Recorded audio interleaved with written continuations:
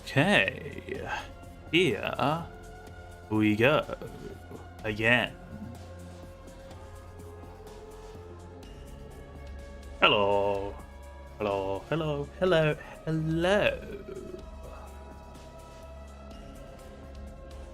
We're back to some more Headers Code. This slot was supposed to be Ocean's Heart, but if you saw how I felt about that, then yeah, I could not face trying to fight that game anymore. Maybe I'll go back to it at some point. Maybe not. We'll see on that one. But for now, we're going to continue on Headers Code because I need to get them endings, you know. So we had just got to casino.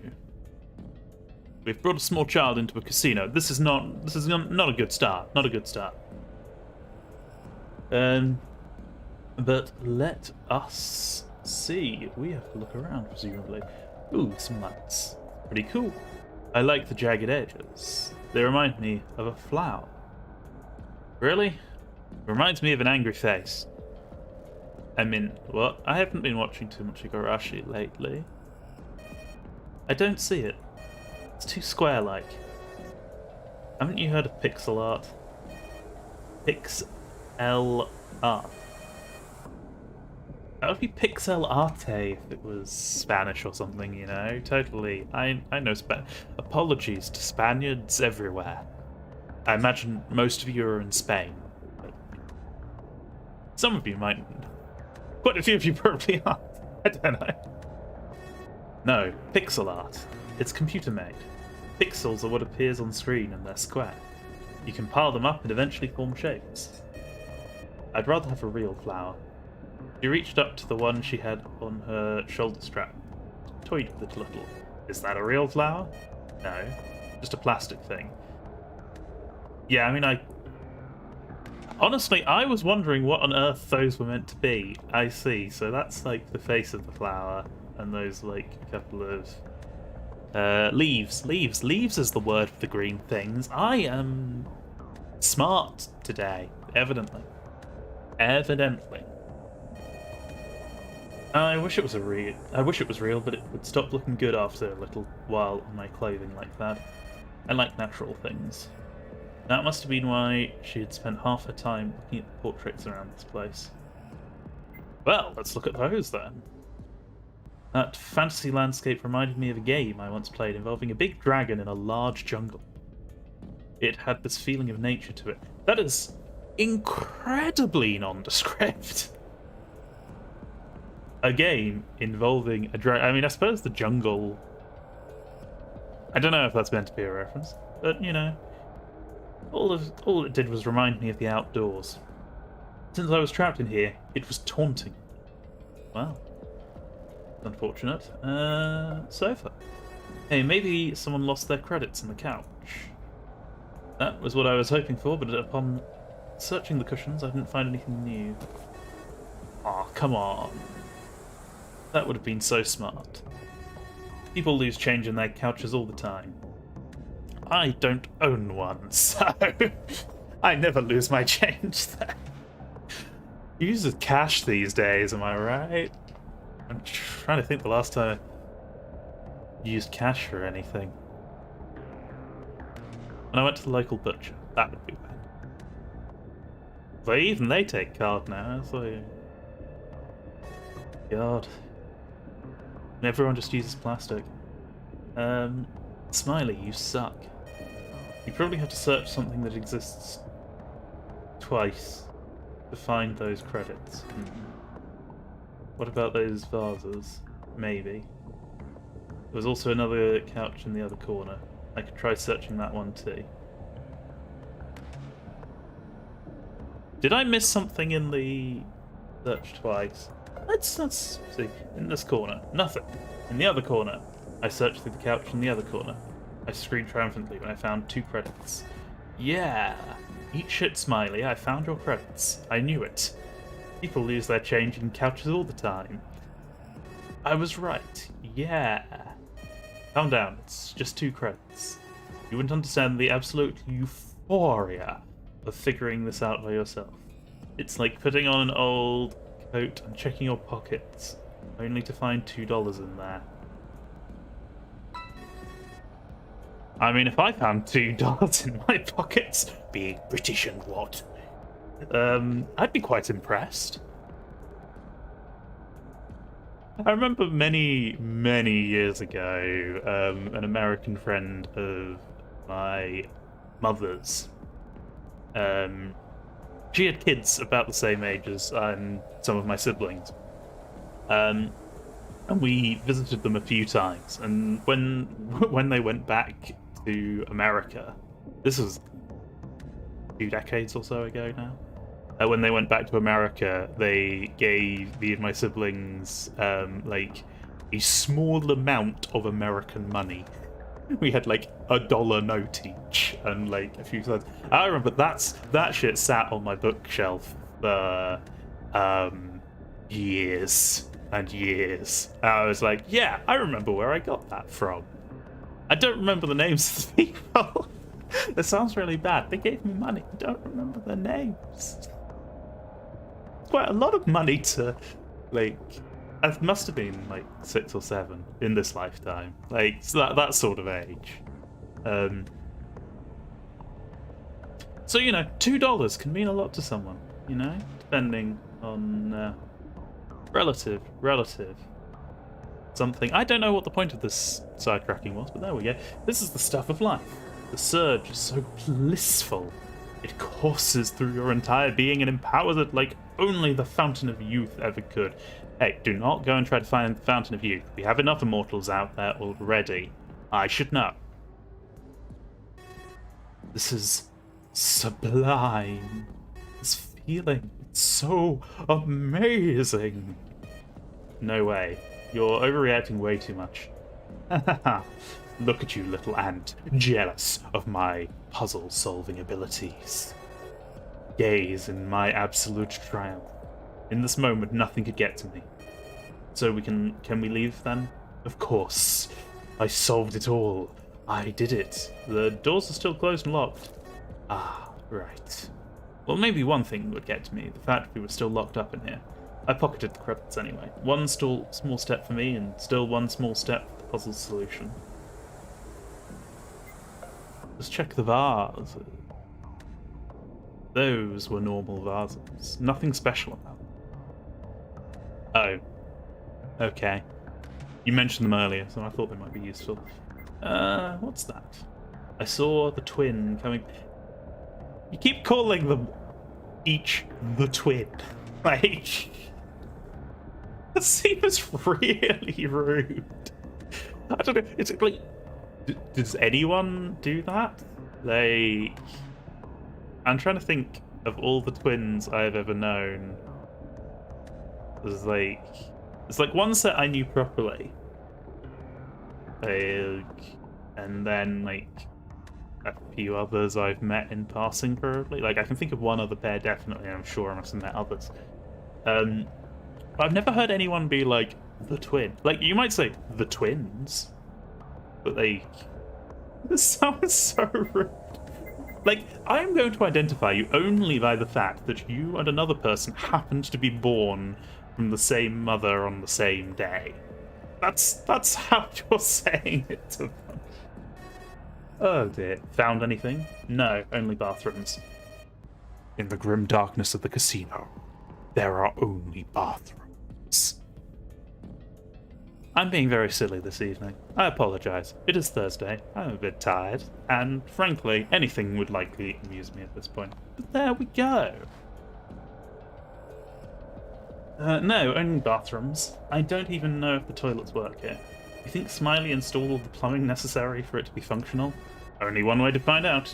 You know how they call toilets thrones? This right now was a royal flush. Okay, I thought anything could make me laugh. I say laughing. Oh dear, I am in a very strange mood today, but we will continue. The jackpot is ours. Certainly enough, the toilet worked. twin was not very amused at my joke. Gross. Anyway, did you notice everything in this room is in some kind of pair? I looked around. She was right. Kind of. Slot machines are mostly in groups of 2. There are 2 roulette tables, 2 bookshelf halves, 2 pedestals. Oops, I need to put that. 2 pedestals with pots, 2 couches in corners, 2 paintings on each side of the room, 2 bathrooms. But it doesn't have 2 counters and 2 ceiling ornaments. Yeah, those 2 are different from each other, but we might just be able to count them as 2 oddities.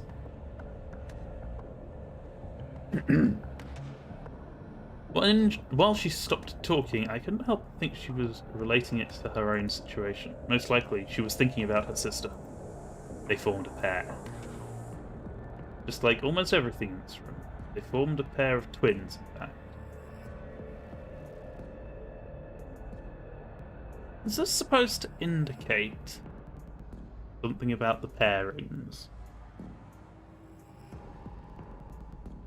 Because I'm just kind of thinking back, because, well, obviously everyone arrived in pairs right at the start. So the twins arrived together. We arrived with, what's her name, girlfriend, whose name has just blanked. Jasmine. Marco arrived with Ray, and E and A arrived together. Knox and E arrived together. I'm wondering if it's kind of like meant to be pointing at that in some way. I don't know. It's weird. The trouble I have with some of these sorts of games is, like, you know, they're trying to, and like Miracle Moon generally do a fairly good job, at least from the two of their games. They've only done 2, really. Well, this is a re-release, so sort of 3, but like sometimes you get that thing where it's like you're not sure if the writing is being successfully deep or not, and you're like, this is kind of, it sounds like it's meant to be deep, but I'm not sure it actually is deep. Like, is this meant to be foreshadowing, or is this just a slightly awkwardly written sentence? I'm not sure. Once again, I've managed to put my camera in the way of one of the... Yeah, I have this on the screen on my right, and like the camera is just blocking this bit, so I've just had to move it over. Let's have a look at the counter. That would be where they'd give us our chips if there would have been anybody working in this place today. Speaking of interesting writing, that'd be where they'd give us our chips if there were anybody working in this place today. Yes, I know, it's probably just, you know, regional difference in the way you phrase things. I mean, America, but still, it's a very weird sentence to read. Alas, it seemed the staff all took their day off on the same day. Imagine leaving your entire establishment to run itself for an entire day. You would break stuff and leave when left without supervision. What are you talking about? Oh, nothing. I just had a stupid thought about the working hours of the employees in this establishment, totally not set up to drain your entire bank account within a single day. Nobody works it. You're weird. Adults are weird. Maybe she was right. Also, they don't necessarily want to drain your entire bank account in one day. They want you to be a continuous source of income. They want you to come back. Probably. I don't know. I've never actually been to a casino, because I don't really enjoy gambling very much. I've bet on some horses before. God, I sound posh when I say that. I haven't been to a casino, but I've been to the races, don't you know? Oh god. Oh god. Oh god. It was Ascot as well. Oh jeez. I'm just too posh or something. I don't know. Today is a very silly stream. I don't know quite what I'm doing. Alright, it's time to play. Are you sure that's good? Won't you just lose the credits if you play badly? Play badly? You can't play badly at this. It's all a game of chance. I don't think we'd get locked out of the solution to the room, though. Be that as it may, it might also be a better idea to not pick the completely random game out of the lot and lose our credits like that. And the roulette table isn't random, you think? You had a point. I figured I should have gone and given both a glance before I picked which I'd play. Ah, but there's pool, or is that snooker? It's difficult to tell from this angle. Given it's got spots and stripes, it's probably pool.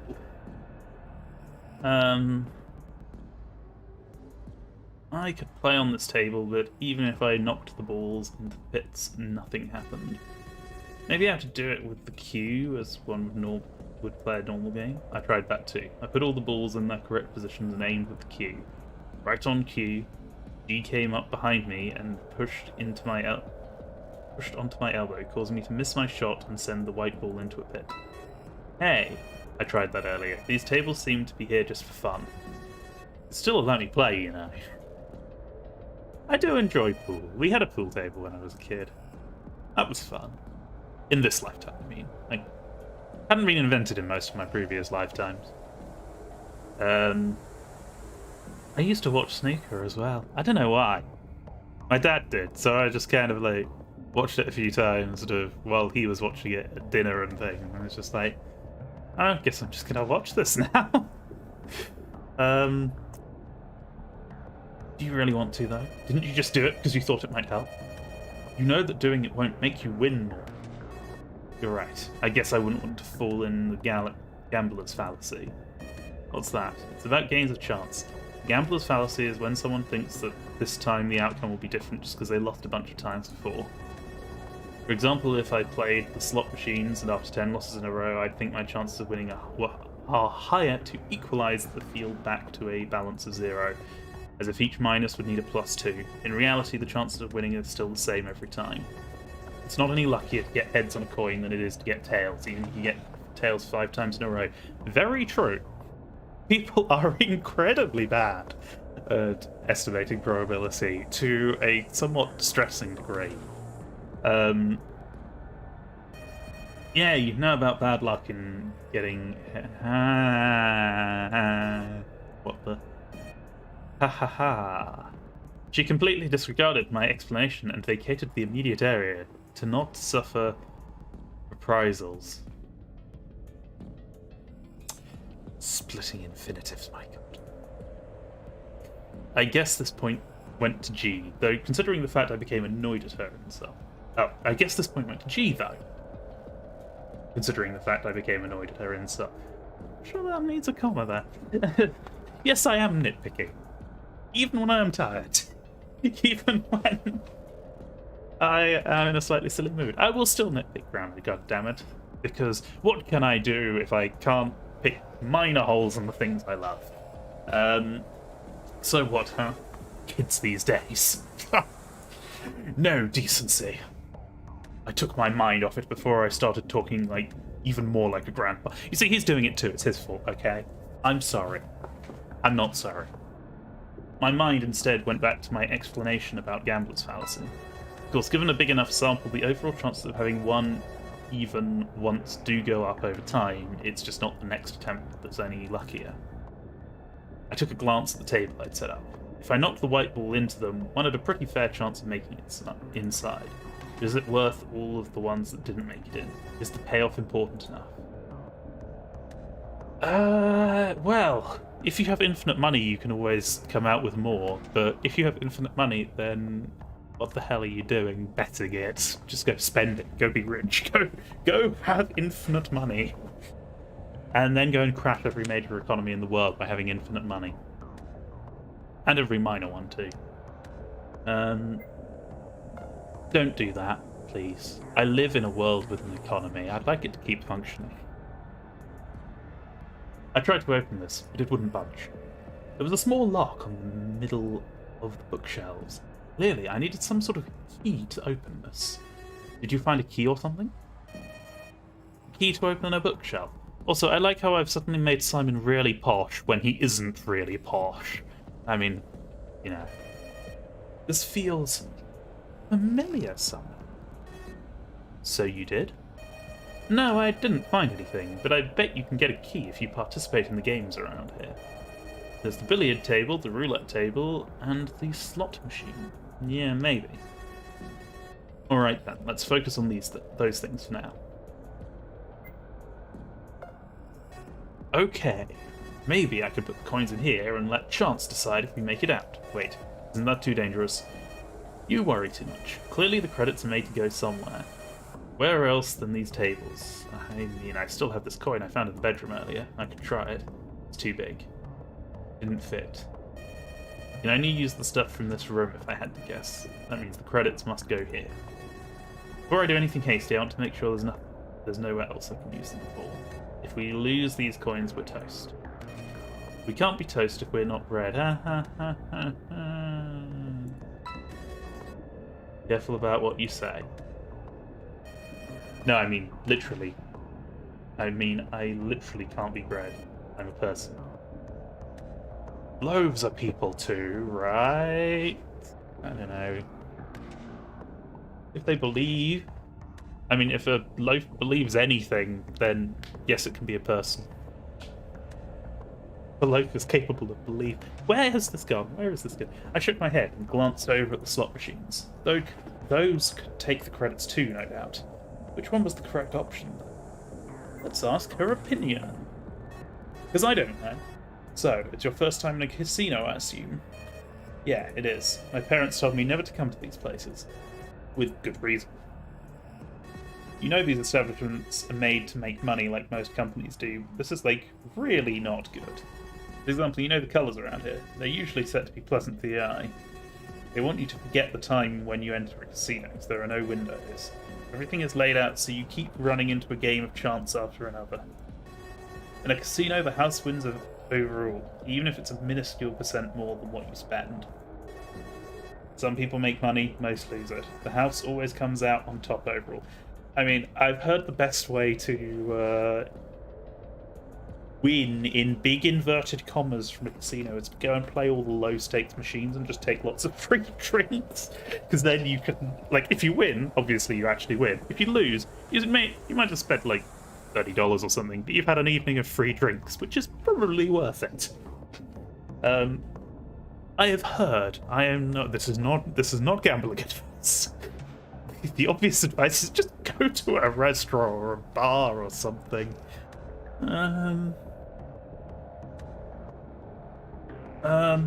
Yeah, or become really good at card counting and don't get caught card counting. Perfectly legal, but you will get kicked out. Also, really difficult to do. Really, really hard. Don't try to beat the house. There's no point doing that. Individually, you might win, but as a group, the house beats us. So, if everyone stopped playing to stop the house from making money, then it would close. Yes. Yeah, it wouldn't win anymore. The chances of it happening are below zero, though. In fact, the opposite will probably happen if people try. What do you mean? People are greedy. If fewer people play, that just means they have the field open. The more egocentric ones would just take the opportunity. It's all a psychological game, because when those guys win, everyone wants to win. If one of us left this place, do you think the others would get jealous and try to stop them just because they can't leave too? Maybe. I was truly hoping it wouldn't come down to that. So... we can either do slots or roulette. Is this going to divide depending on which one I do? Let's go for slots. This is probably still our best bet, I guess. Okay, go for it. I didn't want to let G do it, but the little scamp had... Oh, oops. Oh, wait. Had swiped my credits on my way to the machines. You owe me for this thievery, though. Got it? Whatever you say, Gramps. I wasn't nearly old enough to be a grandpa. I balled my hands in fists as she opened hers to slide the coins into the machine. With a single pull of the lever, everything lined up quickly. Well, that's lucky. No, you stupid butt, it's made this way. Why would they make us lose and waste our time? The key fell into the chute down below. G took it with a big grin. That's mine now. We need to finish escaping this room. I'll keep it after, though. Okay, do whatever. You little scamps can't be controlled anyway. I'm not a scamp. I'm not a grandpa. Truce? There was never a war to begin with.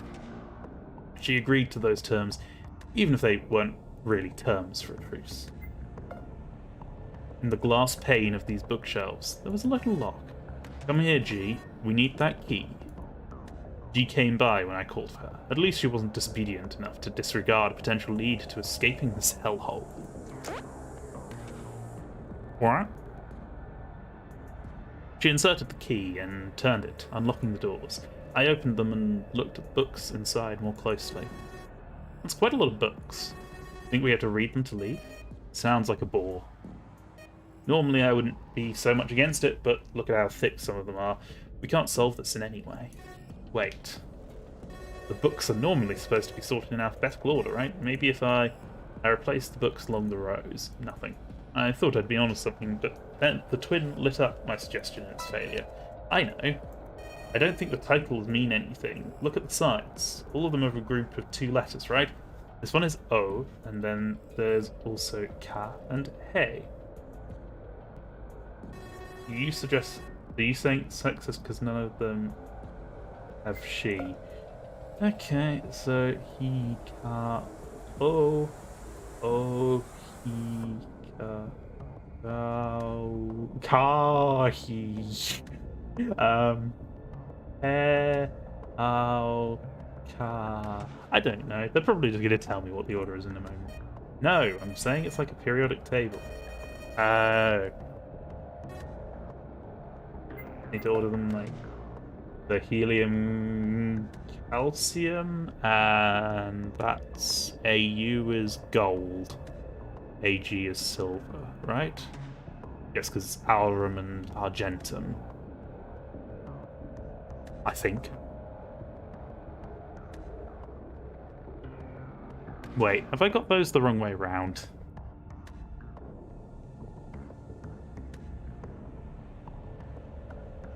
Aurum is gold. Okay, good. I have it a bit mixed up in my head because I remember one of my friends when running a D&D game was like, here's this ring called the Argent Ring of something or other. I can't remember what it was. And it was made of gold.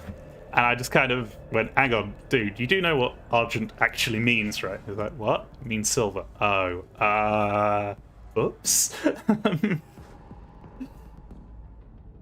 But yeah, oh well. What, there's no periodic table here. How would Smiley expect us to solve this? I remember it like the back of my hand, so I can solve this no problem. But you're right, it's odd that we wouldn't get that kind of hint. I took out a few of the books to make some space, and a plastic sheet fell down to the ground. G grabbed it before I could, and she proceeded to laugh at it. Oh, it's a periodic table. I guess we just needed to mess with the books enough first. See, there's no point being too philosophical about something when all you need is a good shake. Yeah, your face looks like a good shake. Milkshake or regular shake? I muttered the words, but I wasn't sure if she heard them. If she did, she said nothing while I rearranged the books according to the periodic table. Nothing happened when I placed the last book, though. What now? The side of the books don't only have letters, but numbers too. Wait, why did you think we should put them in order of the periodic table instead of numerical order first? There just aren't enough numbers. Altogether, only 9 books are labelled with a number, and now, from the order we put them in, it's 96283. 7154. This might be the code to the keypad then. 692837154. That's a pretty long number. Think you can remember it? I can try, but you should try too. We both hurried over to the keypads to enter the codes. The doors all came unlocked down below, allowing us to leave the station once more. There was a third lock which I took care of, leading to the scan gate. Of course, that was dead end right now. I was deflated by our lack of findings. The fact that we hadn't uncovered anything new was fairly frustrating. In the other room I explored, I'd found some paper and still had the hammer gone unused so far. In this one, nada. There had just been nothing. Maybe we should go back and meet with the others now. They might have found something. Maybe. But shouldn't we keep going too? If this keeps up, we'll run out of stations. He interrupted my thoughts by offering an alternative. Normally I wouldn't have considered it, but with the others still doing as they pleased, not to mention going back empty-handed isn't really productive. I'll think about it. It took little time, and we were in one of the lobbies.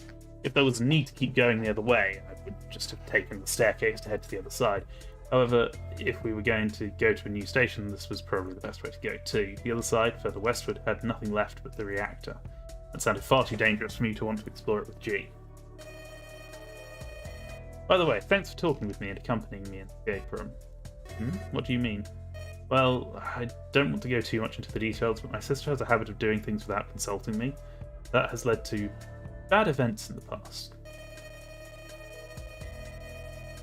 I definitely don't know what she's talking about.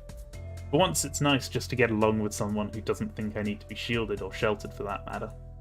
I realised at this point that G had been acting this way this entire time because she wanted to get out of H's shadow. Maybe she felt inferior to H. It had been clear as crystal that the twins cared for each other, and yet it was also clear that H was always in the forefront. He was always the twin who spoke first, always the twin who did something first. Was it for safety? Was it because H wanted the spotlight? I wasn't sure anymore.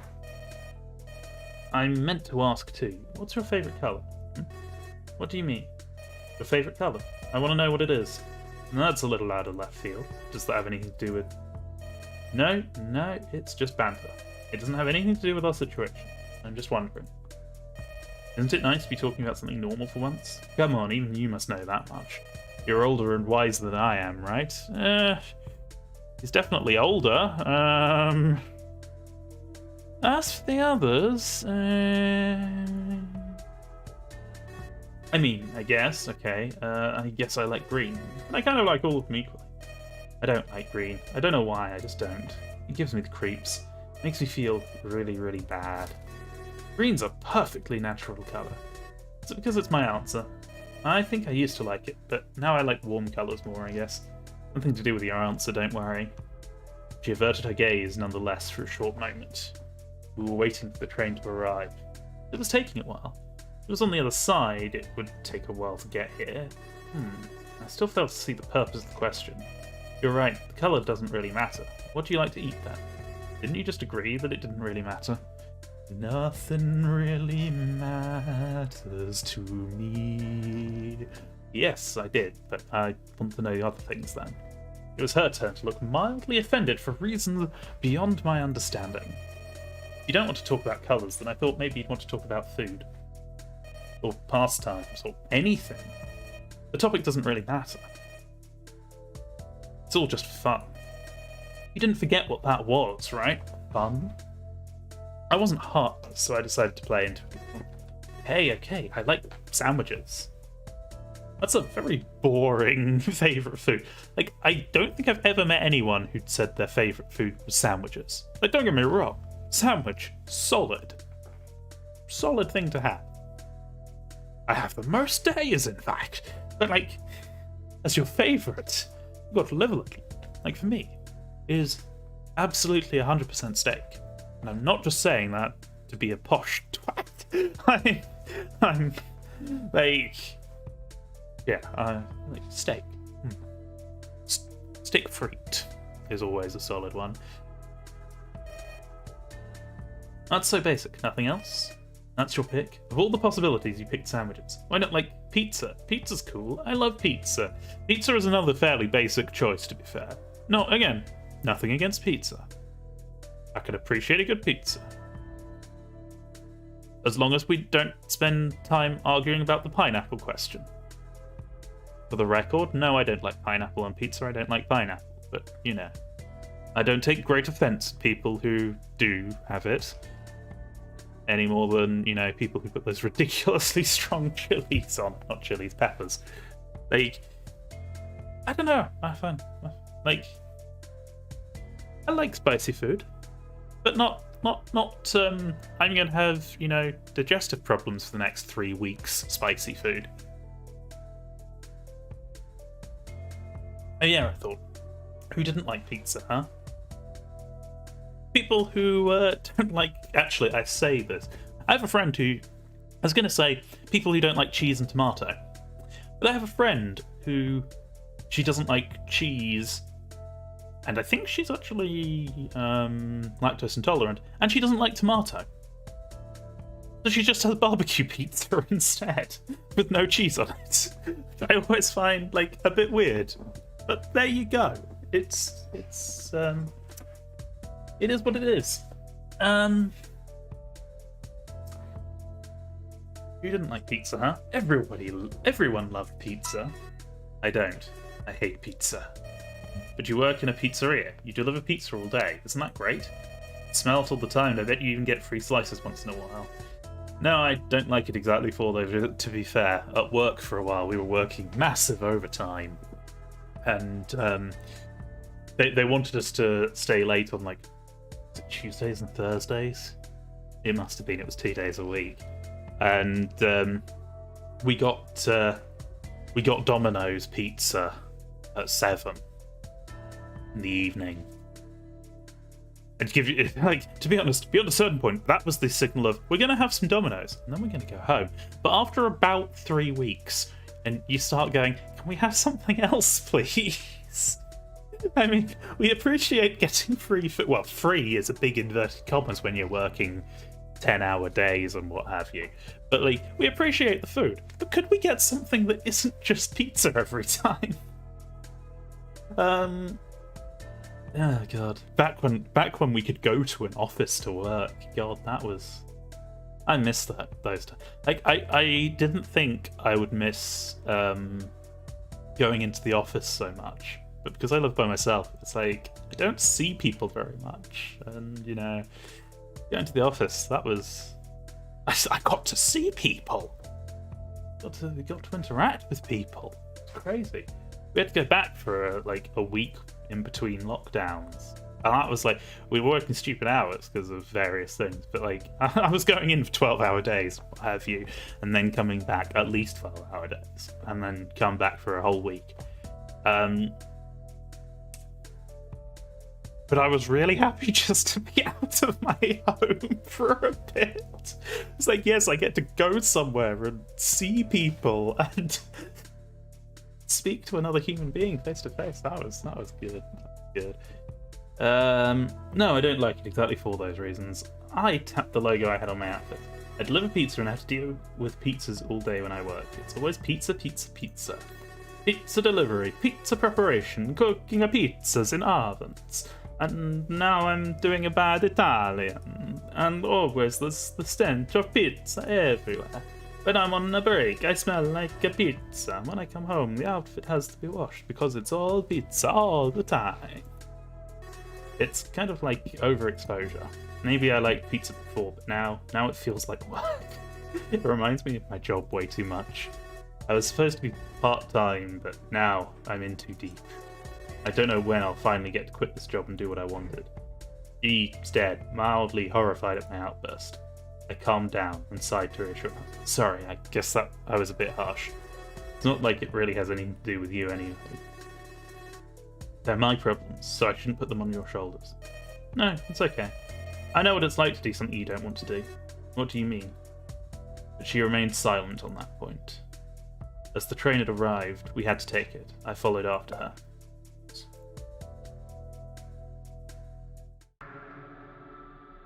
Yeah, the whole thing about do what you love and you'll never work a day in your life. Not entirely convinced by that. Not entirely convinced. Given, I don't do the job that I would ideally most do in the world. If I'm like, what would my dream job be? Wouldn't be what I'm doing. But I generally like what I do.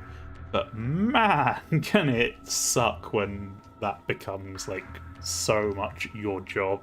I'm kind of glad in a way that I often end up having to do bits of other stuff other than the technomancy stuff I do. Because that means that when I get to do the technomancy, I'm like, yes, I get to have a good time today, rather than it just always being that and you just get bored of it. Good to have variety, I think that's what I'm saying here. And not always be doing what you theoretically love.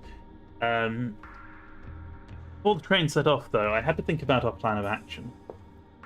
We could either go back to the lounge or continue to another station, which would be the gym. She was right in a way about the fact going back empty-handed wouldn't be useful for anybody, but she forgot that each station didn't always have something. Already we'd seen it with the first stations. The pantry had food, but nothing useful. The library? Same thing. The bedroom had the paper I found, and the stars had the maps. The others didn't contain anything special. Evidenced by our meagre findings, it was proved the fact many stations would have nothing. There was an equal chance Jasmine and H had also left the lounge. Perhaps heading back to it was a waste. On the other hand, if they were still there, then not going back would cost me points for Jasmine. She'd probably get angry. Was I going to chance it? Ooh. Now, here's the thing. Because a part of me is like, well, obviously the best thing to do is to go back to the lounge, see if there's people there. If there are, talk to them. If there aren't, just continue on. But then there's the bit of me that's a bit meta. It's like, do I want to go back and see possibly crazy girlfriend? I don't know. Sure, let's go to the lounge. Maybe we should go back and share info with the others first. Remember, it's also possible other people came back. A and E left before we did, and Jasmine and H might still be there talking to the two of them. They came back before your sister and my friend left. You could talk to your sister a while. She saw the logic behind my idea, and she nodded, determined. Determination. Prochaine station. Piscine. I too wanted to see other places, but even if we went to a new station, nothing stopped us from checking up on the lounge first. Precisely. Both of us settled in silence, having little to say that we hadn't said. The ride was fairly long, since we had to go through 5 total stations. On the way, I checked to see if the pool was open. She probably didn't notice, but I did. The doors were unlocked. I thought Em and Ray might have come back to the lounge after this. I couldn't be certain, since I couldn't check the reactor with this train. I'd needed to be on the other side. As we arrived at the lounge, I stood up and talked to G while leaving the train. You notice, Em and Ray left their station earlier. They might be in here now. I walked out of the train, only to be knocked to the side by someone who'd been in a hurry to get in. They were like, oof, hey, what were you going? Wait, who is this? The chime rang out as I turned around. I looked through the windows, but I didn't notice who it was. Sus. The doors closed and the train drove up. The person went and hid themselves immediately after this from near side. What a strange event. Anyway, let's go up and see the others. But she wasn't there. Huh? Don't tell me you stayed in the train. Some noise from the staircase grabbed my attention. I cautiously approached. Hello? Is someone there? What's happening here? Suddenly a shape lunged from the staircase, coming right at me. I shielded myself with my arms, trying to fend them off, but all they did was hug me. I looked at them. It was E. Who is this? I couldn't answer. If for some unknown reason warmth spread through me when she fell onto me. Ah, we have returned to Best Girl. Considering her state, the blind and deaf girl tripped on the way down. We'd both fallen onto the ground.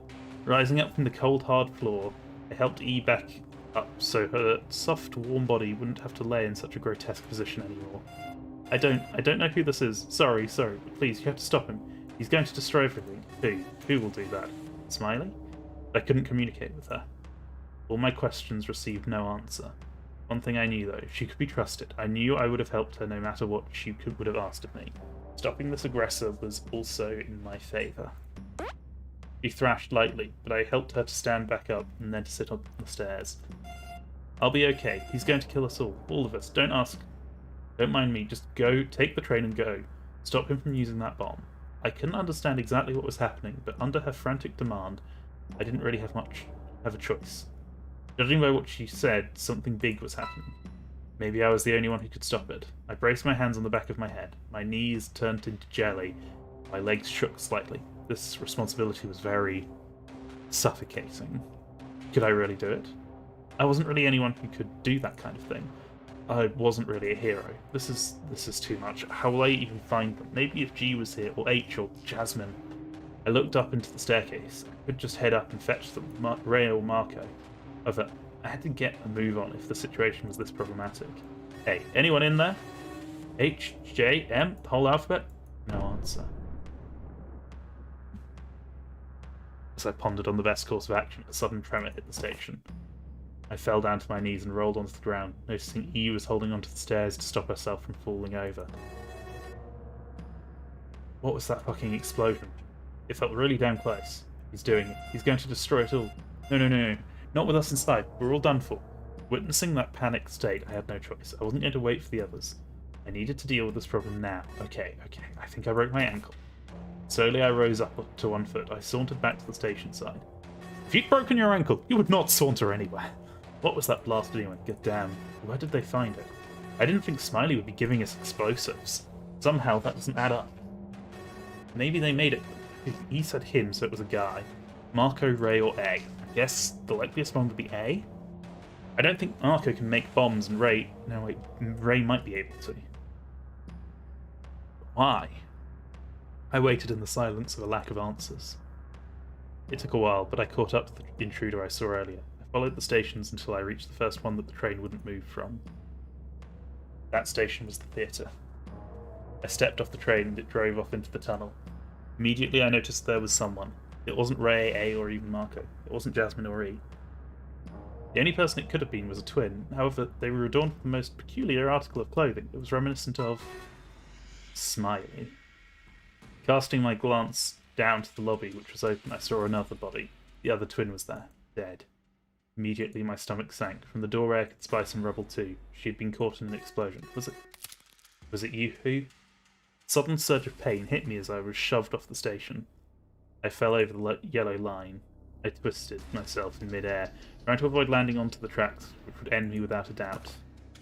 I ended up landing onto my legs, which would have normally been a good thing. However, I heard a worrying cracking noise coming from down below, to speak nothing of the pain. Something was broken and I couldn't stand up. Ugh, my ankle. What are you doing? G has failed. G? Is that the twin who died? The other one didn't reply to my question. This H, did you kill your sister? Was it you who blew up the station above? Wait, are you Smiley? Why would you do that? I had too many questions. The figure had no answer for me. There was a clear hostile intent coming from her. She watched me, completely motionless. It was as if she was a life-sized figure. Destruction of property to this extent isn't allowed. Termination engaged. Wait, do you think I shook my head. I had to plead my case, not questioning their judgment. I didn't do anything. I don't know what you're talking about. I'm here to stop the person who was going to blow it up, I swear. While talking, I had begun crawling over to try and raise myself over the side of the station again, very carefully avoiding the electrified tracks. However, when I moved, the twin stepped to block my way. Let me up.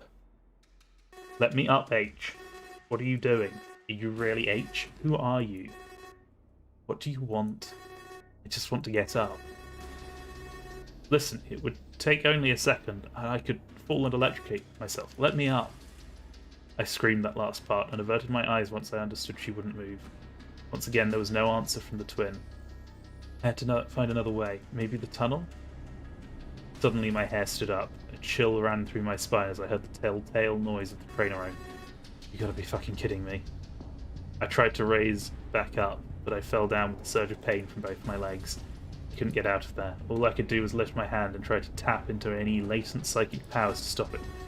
Maybe this will work if I believe hard enough. It didn't take very long. The train arrived and... Alas, what followed was a pure jolt of pain as my body was completely and utterly crushed by the incoming train. Pieces of me spread all over the place. The sheer force dismembered me and the collar broke under the strength of the train. I became one yet many. One person yet many pieces, all scattered around the station. I became... darkness.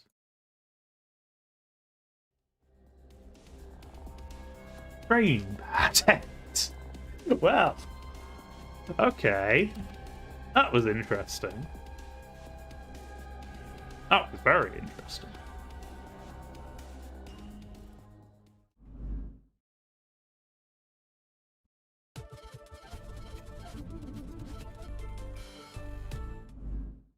Because...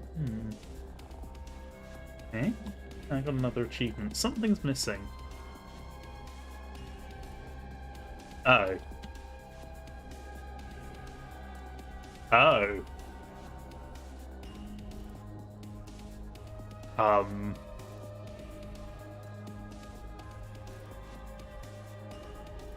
That's a bit different. That's a bit different.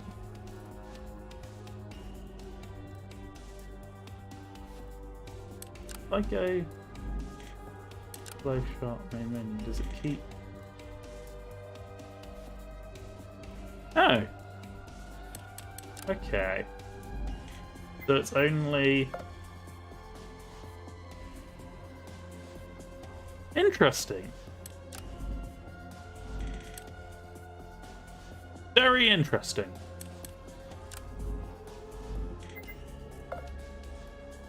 Huh.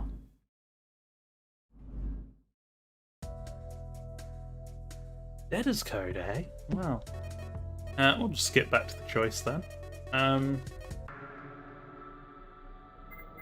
Simon believed in his infinite wisdom it best to continue on. I chose not to return to the lounge before we found anything. Let's keep going. I thought about it and it would be better if we just continued. So you agree then? Yes.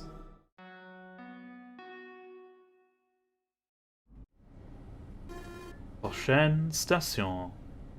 Ici. The train station was setting off. The train was already setting off. I looked over at the twin, considering her arguments from earlier. Was this really fair? I looked down at my hands. This decision wasn't like me. It was as if some kind of mystical force was guiding me. I closed my hands and fists and opened them again. I still had control over my body, and yet... What's the matter? I don't know. Something strange. I don't know. I just feel strange.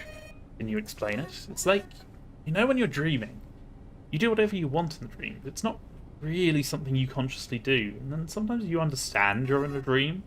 It's like that. It's like I'm dreaming and just now understood that I am. I can tell you that you're not asleep anyway. If you are and you dreamed up this entire place, then you should just stop, because it's no good. Murder games are no good. The train ceased its movements at the pool. The doors opened, but I continued talking since we were far from our destination, which was the gym, on the absolute opposite end. I would if I could, G. It's not like that. That's not what I meant. It's more like every action up to now has been determined by your subconscious. Only after you realise you're in a dream do you have some kind of control. Did something you didn't want to?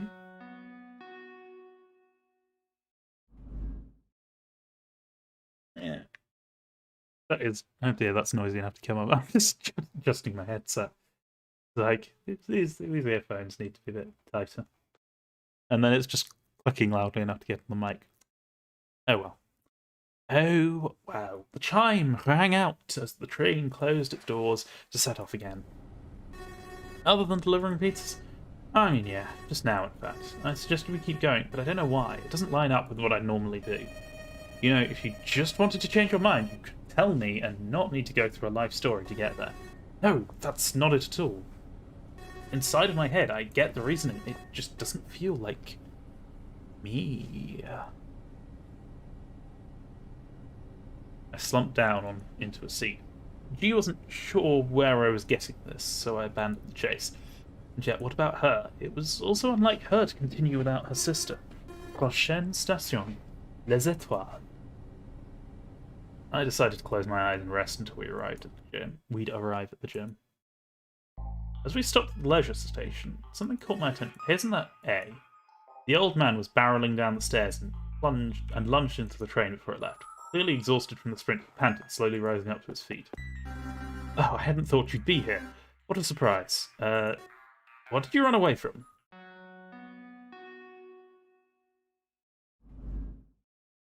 He paused to let the chime ring out first.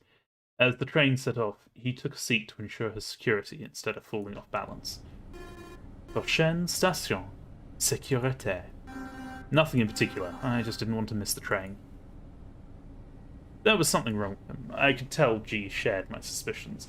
First of all, he was here alone and its hand was tightly gripping his back, as if it contained something very important. It's beginning to sound a lot like murder. Did you find the ninth person? Oh, that? No, not at all. You sure? Of course. In fact, I was going to the next station. I have not found the ninth person, but perhaps something else that may help us. The next station was the security one. I found it somewhat odd he wanted to go there. Where's E? She is at the lounge, having a nice cup of juice on the couch. If you had business with her, I presume it will have to wait. Well, I didn't have business with her specifically, but we hadn't seen other people for a while.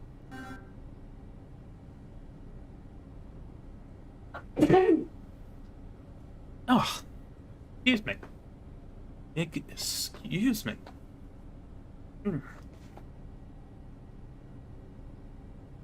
Oh. Okay. Okay. Okay. Ah, yes. That is true. I wondered about that myself. Oh, my stop is here. Let us meet again soon. With a bow, the man left the train once the doors opened. I looked at G with a quirked eyebrow. She seemed as lost as I was. That was something. Anyway, let's continue to that gymnasium place. Yeah. Nothing else of note was really said until we arrived at the station. We arrived at the gym, however it was closed. Again? How many stations have been explored now? Did we miss all of the remaining ones?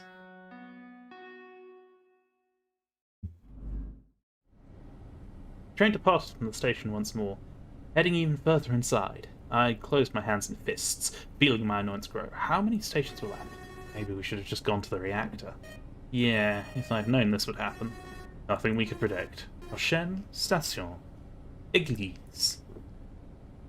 The whole time I clenched my teeth. Is this Marco's doing? Did he betray me and explore every single station without my knowing? I would know soon, no doubt. I mean, we've left him plenty of times. We arrived at the church in silence. Once again, the door on the station was closed. Oh, this is ridiculous now. Is there only the theatre left? I hit my hand onto the window, giving it a worrying crack.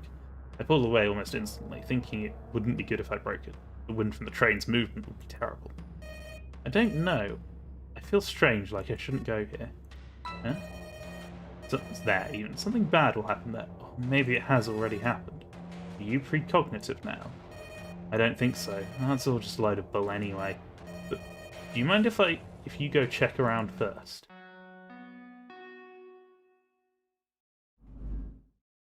Train's chime rang out and the doors closed anew. I nodded at G. Okay, when we get there, let's step off and I'll look around. I couldn't help but think it's strange how she wanted to be protected all of a sudden, when she told me before that she liked the fact that I didn't necessarily believe she needed protection. I quieted my thoughts. Perhaps the girl was simply scared. I kind of was too. The fewer stations remained, the fewer opportunities to find the ninth person existed as well. I would have lost all my chances of escape soon. The train stopped and the doors opened. Okay, I'll head upstairs. You wait here for a bit. Okay, be back quickly. I looked through the open door of the lobby. Upon stepping in, I realised the doors didn't close behind me. That was strange. Despite that, the train left the station. I walked upstairs. I expected a theatre, and that's exactly what I got. I took a look around. It wasn't a very detailed exploration, but one nonetheless. It confirmed something terrible. A chill ran up my spine when I realised what the dead ends in the hallway outside of the room meant. There was no way to go to the other side of the station. Then, once you got off the train for this one, you couldn't go back. Either you left through the exit, or you stayed trapped inside. Those were incredibly bad news. This doesn't make any sense. I wandered back down the stairs to share the news with the twin. Once I was out, I called for G. Hey, where are you? There was no answer. She wasn't around. Did she leave while I was up the stairs? Out of the corner of my eyes, I spied one of those dark tunnels with a locked grid. Maybe she had escaped through one of those? I wandered into the darkness. I couldn't see anything. Hey G, you here? The ground here was softer for some reason. There was a step I had to climb, but just one. Blindly touching around the gate, I finally found there was some sort of kind of lock. Even if I messed with it, I couldn't open it. I decided G had not come this way then. She must not have come here. What is this step anyway? I stepped back and touched it. It was soft and had cloth on it.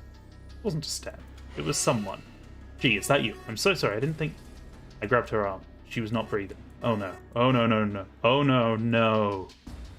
I dragged her body back outside the dark hallway. It was covered with blood, the same as my shoes. The girl had been stabbed. What? But there was no train. Who? I couldn't find the answer to this question. Not now or ever. Who? My body ceased moving when the pain of being stabbed spread through my entire nervous system.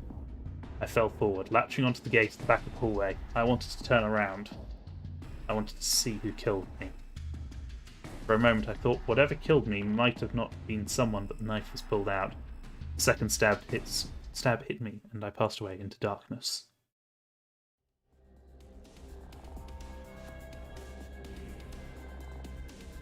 We didn't get any locks for that, did we?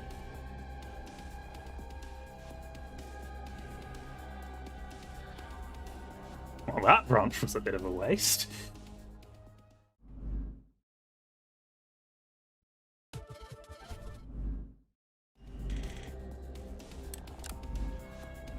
I got an achievement, I suppose.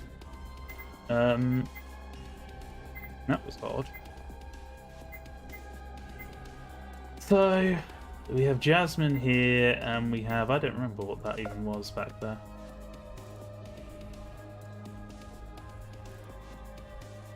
Oh, do we stay or do we go? Should I stay or should I go now? So we have... I think we have blue lock. So I guess this is probably a good way to go. It's the two green locks are the ones we don't have. So let's go see what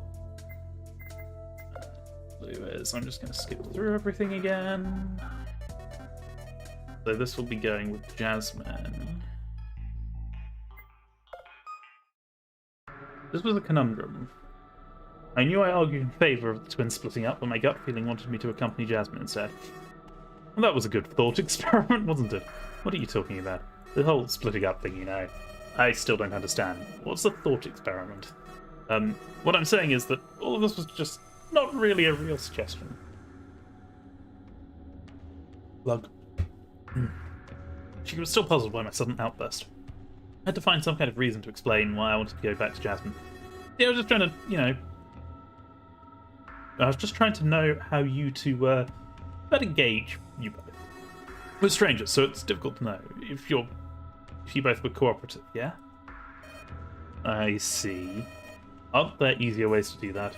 He's saying we can go together, so who cares? Jasmine was also slightly puzzled, but she didn't let it show. Instead, she understood what I meant to do and clapped her hands together. Perfect, then. Let's go down and wait for the train. Wait, shouldn't a pair stay here to contact the others? Yeah, I thought about that. She wasn't entirely decided on that yet. I chimed in to give a piece of my wisdom now that the storm had been dodged. I think we could all head out together and explore 2 whole stations. 2 whole stations, as opposed to only half of 2 stations. Who says they'll come back here anyway? I agree. It's highly unlikely everyone would choose to come back here every time we do a station or another. It's probably safe for everyone if we clean up the whole place and then escape together. Something was a little strange with H's proposal. For some reason, it didn't seem completely genuine. Was she planning on absconding the moment she could?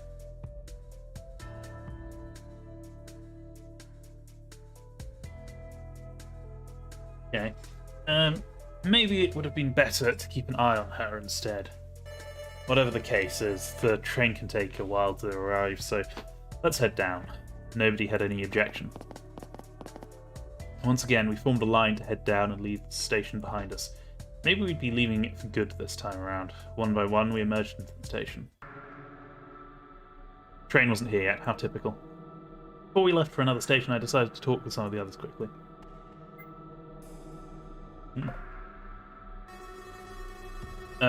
Hey, I hope the whole thought experiment thing wasn't too weird. No, I still don't understand what you're talking about. Me neither. If it lets me go with H, it doesn't really matter, does it? I guess not. What are your plans for when you finish exploring the next station? Our plans? Like what? Like, say if you find the 9th person. Oh, that? I don't know. I don't think I'll be able to tell until it really happens. Yeah, it's already ludicrous to think there will even be a 9th person. If you ask me, that might be a lot of hot air. We still can't trust Smiley. I could tell the 2 of them were averting their eyes or looking slightly awkward overall. Something didn't feel right. Were they planning on leaving us all behind?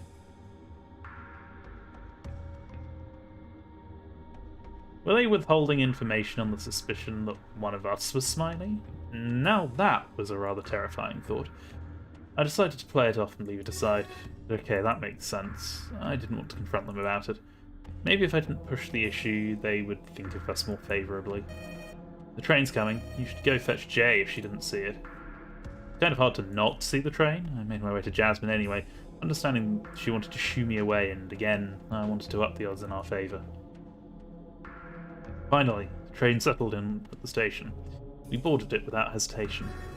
We're going to the west, so we have the pool, recreation, and reactor next. You put their initials together, you get a happy cat. Hey. Huh? A happy cat? Yeah, they go. Ah.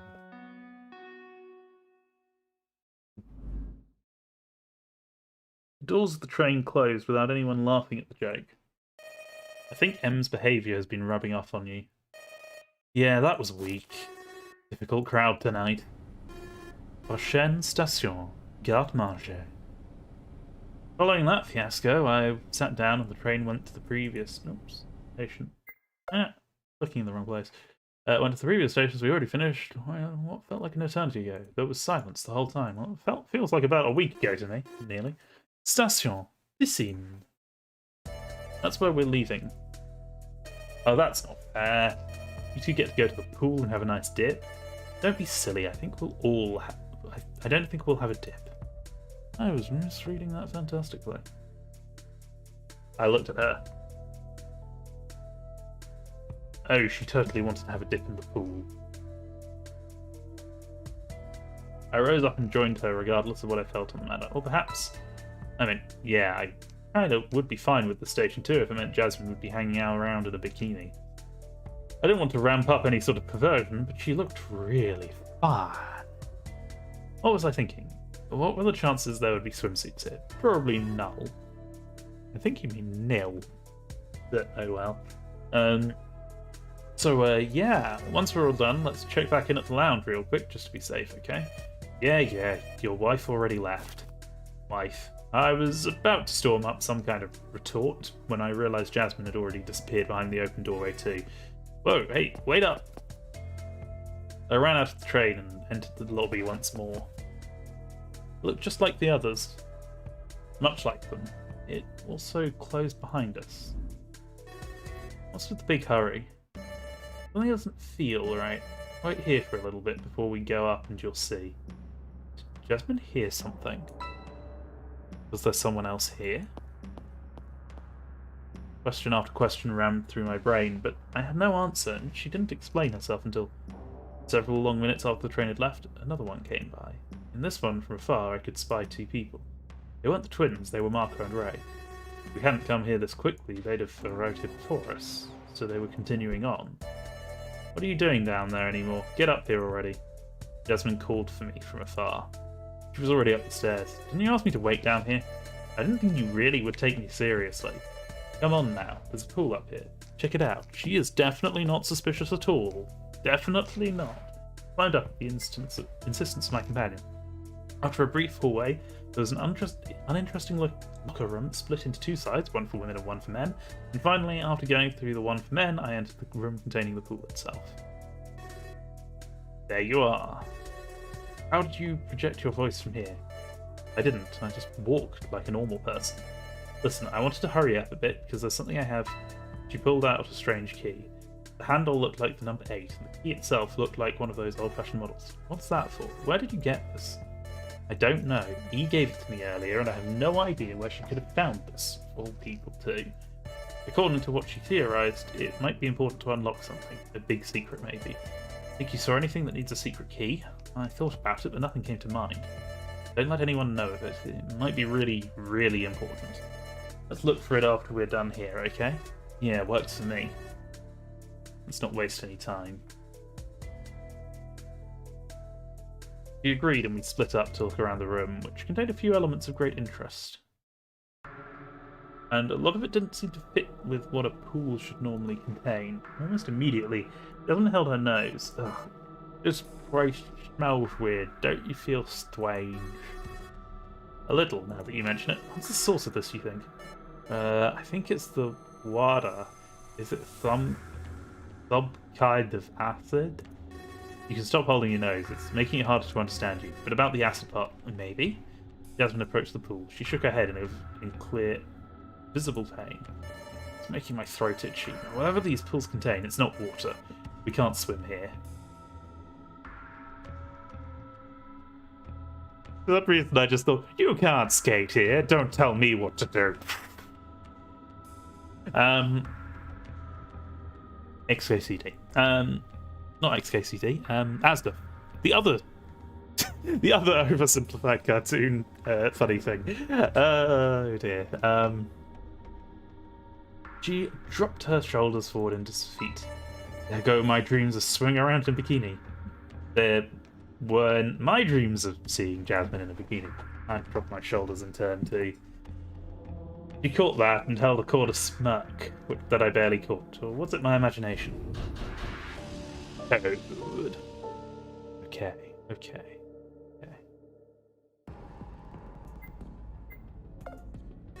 These letters make no sense. Do they not? Surely they must have a purpose here, though. Otherwise, they wouldn't be graffiti on the wall. Besides, I never go out without my Vtuber. Did you lose yours? What the hell's an Vtuber? What? You don't know? She put her hand over her mouth, looking shocked before smirking behind us as if making fun of me. I didn't get this. What was she talking about? What the hell was an Vtuber? And here I thought you were a real man. Hold up. That's unfair. You ever heard of an Vtuber before?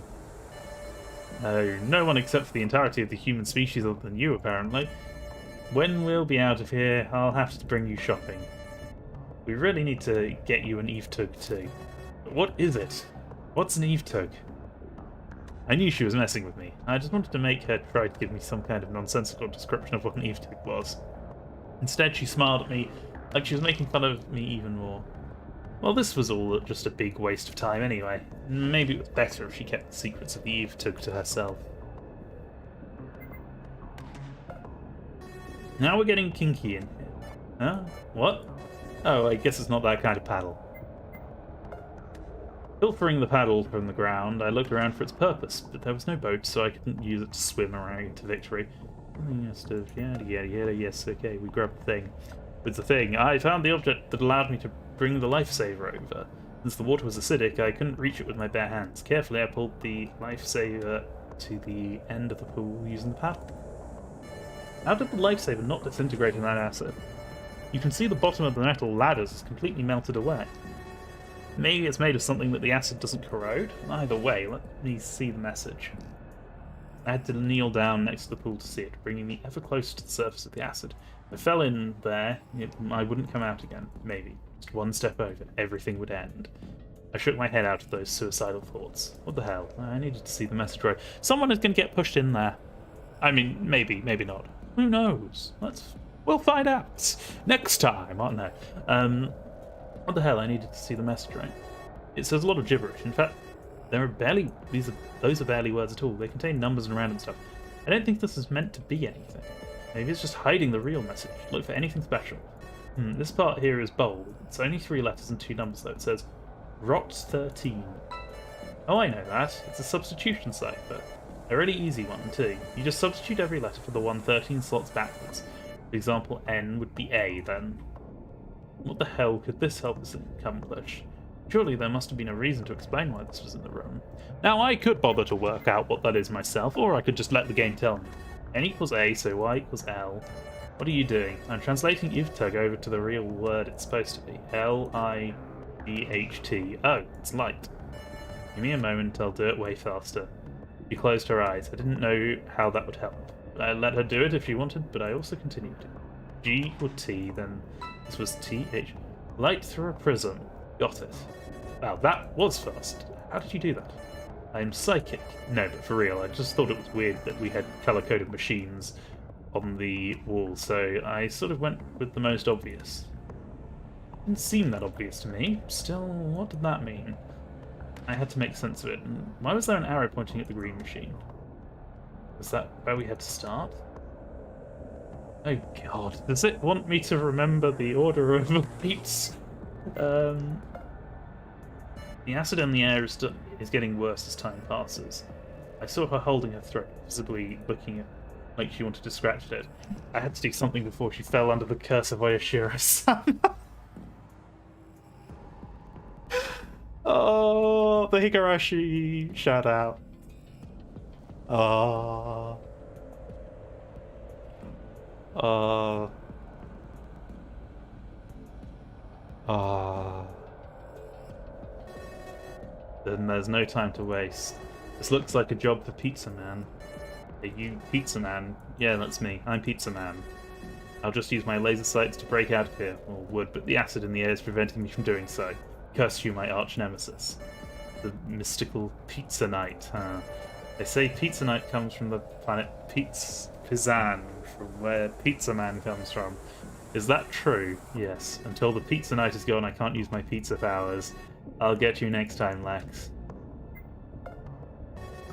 Is this an electrocution chair? I looked around the full panels of glass. I approached it to press my hands onto it, but I couldn't touch it. It was like there was some kind of force field around it. It's so weird. I can't touch the glass. Think we should break it? Yeah, let's try that. With what? Jasmine snagged the pedal nearby and swung it at the glass. However, the moment it came within about 2 decimeters of the surface, it stopped in mid-air. That's quite far. That's 20 centimeters. So, yeah. You don't play around. Go on. It's okay, even if we have to deal with glass shards. No, I mean, I literally can't move it anymore. This is the most I can do with it. I yanked the paddle out of her hands to try to. Same result. The panel of glass stopped me before I made contact with them. How strangely convenient. Guess we can't break this the way we want to. Okay. But green isn't on Droid G Biv, right? I flicked the switch on the green machine. A small hum came from it, signaling it was activated. Green is first, so we went to do a full rainbow or something. I don't know. What's next after green and rain? You can go both ways, so it's not really clear. Let's try one. Try blue. And that's not blue. Flick the switch, but nothing happened. It wasn't the next machine in the order I had to activate these machines in there. At least that's what I assumed. The machines were like a rainbow. The colours were all out of whack though, so probably to mix us up a little. Not doing anything. You trying to brute force it or something? No, it's just a mistake. I'll retry. I figured I should focus on what the colours meant, what light through a prism meant, and what I should switch on, otherwise Jasmine would get annoyed at me.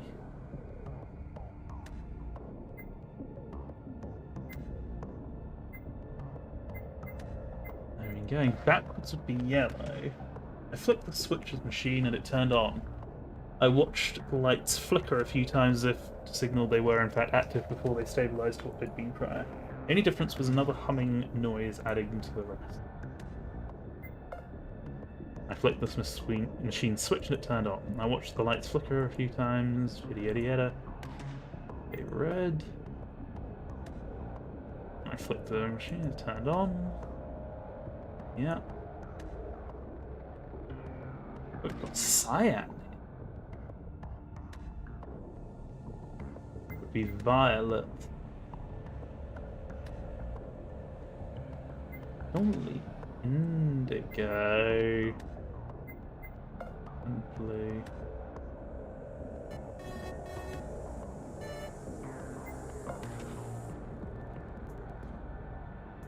Okay.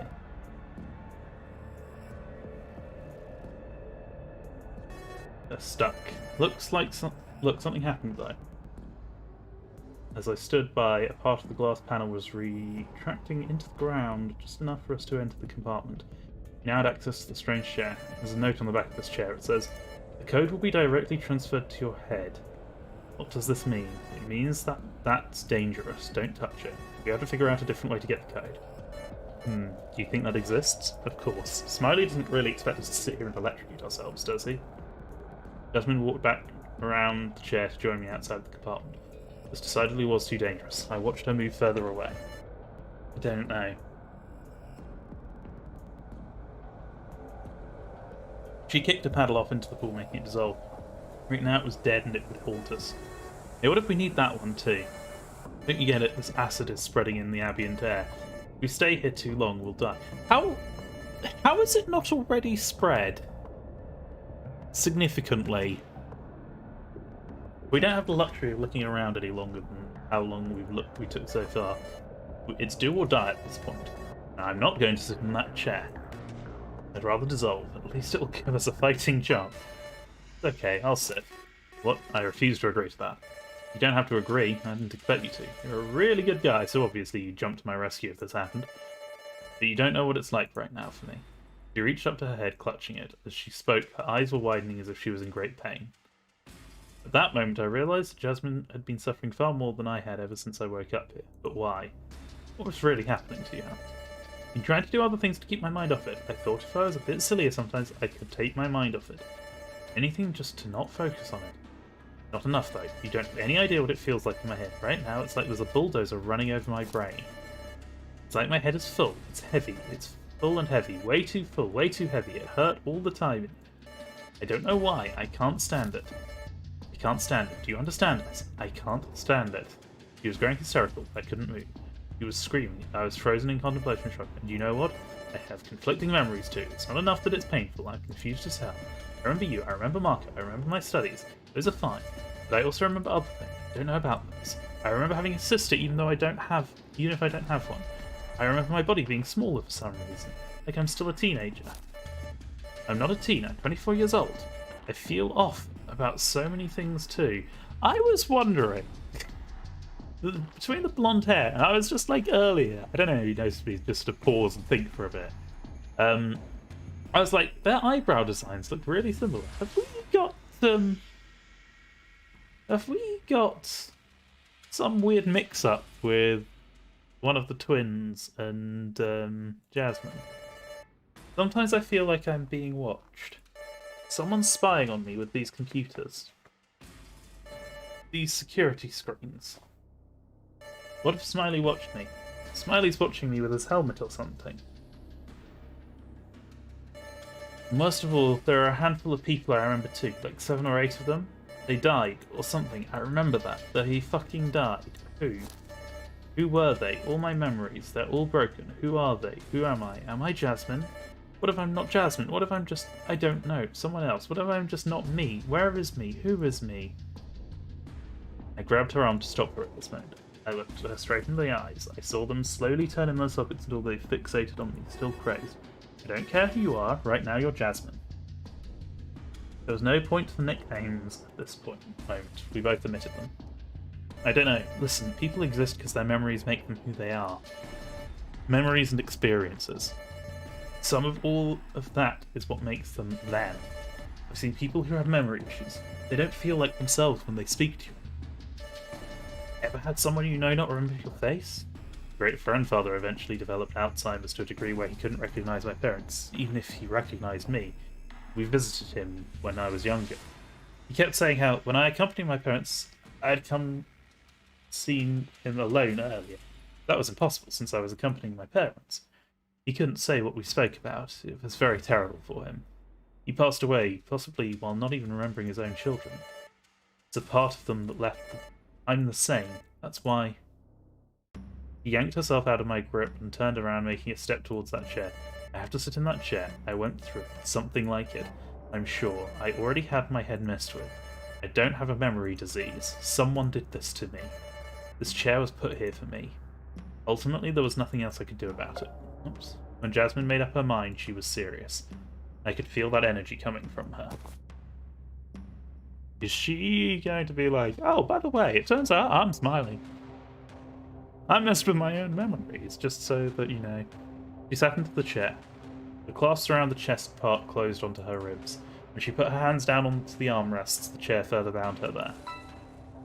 Her ankles were also tightly held by other automatic clasps. At that point, she couldn't move away from it. In fact, she could do nothing but turn her head. Jasmine looked at me.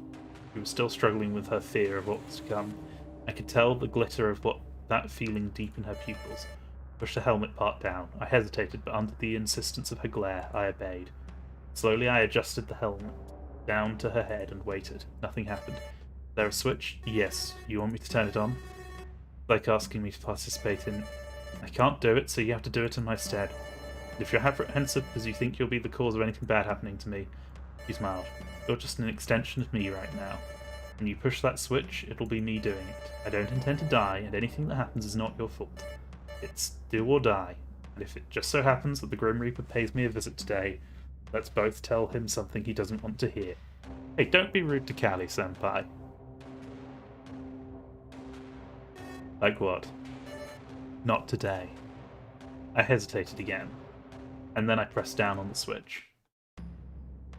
After having secured herself into the seat, Jasmine suddenly let out a half-hearted scream. Ah!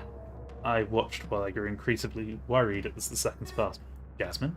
She wasn't moving. Her body was tensed up and her eyes were opened wide, almost bloodshot. She wasn't staring at anything in particular, only forward and blankly so. Are you okay, Jasmine? After about a minute, my shuddering body acted on its own. I leaped over. Grabbing the machine, I pulled onto it to try to take it apart.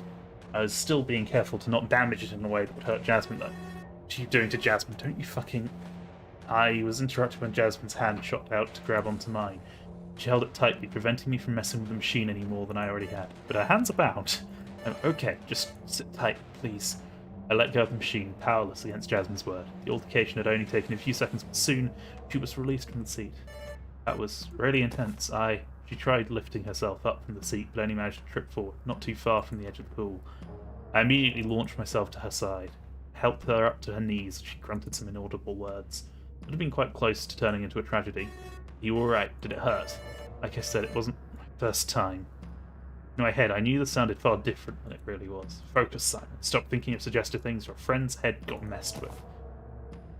She tried rising higher, only to slip and fall back down. I held her to stop her from rolling into the pool with my arms, and I was thankful, and I was thankfully successful. Ugh, but it was very tiring. She held her head with a hand. I helped her get back further away from the edge of acid-tainted waters. That way, if she fell again, it wouldn't be in the pool itself. You need some kind of rest? No. I can go. I just need to focus a little. Finally, she managed to rise up to her feet, though she kept a hand onto the wall for support. I didn't know what that thing did to her. I didn't want to know, but I had to make sure she was fine. I wouldn't be able to handle losing her to this. So what did it do? Do you know? Yes, I know.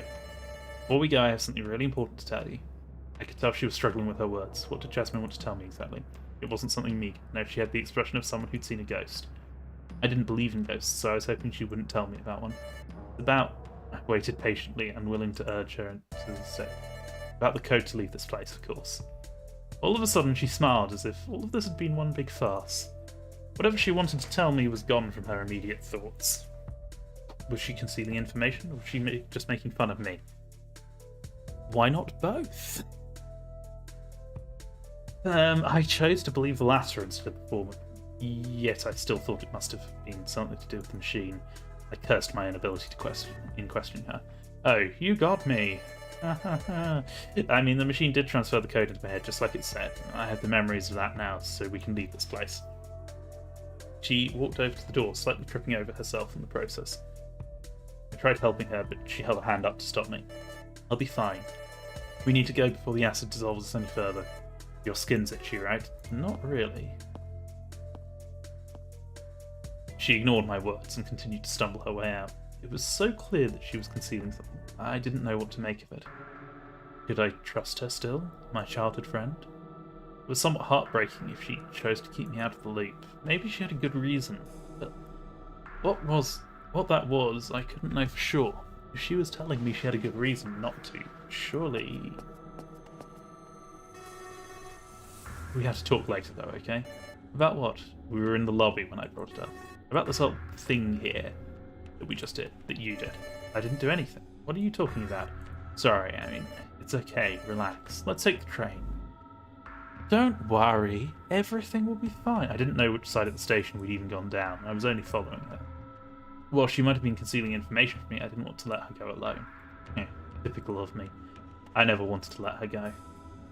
As we waited for the train, I wanted to break the silence, but I didn't know what to bring up. Maybe something familiar, or just small talk? You know, ever since we woke up here, we haven't really talked about anything else other than this place, huh? He nodded slightly. He gave no verbal acknowledgement. It was like she wasn't there, so I thought maybe it'd be nice if we did? Once again, Jasmine nodded at me in a dismissive fashion. I furrowed my brow as I grew annoyed with her lack of enthusiasm. What was happening in her head? For instance, what about your drawings? How are they lately? Mm-hmm.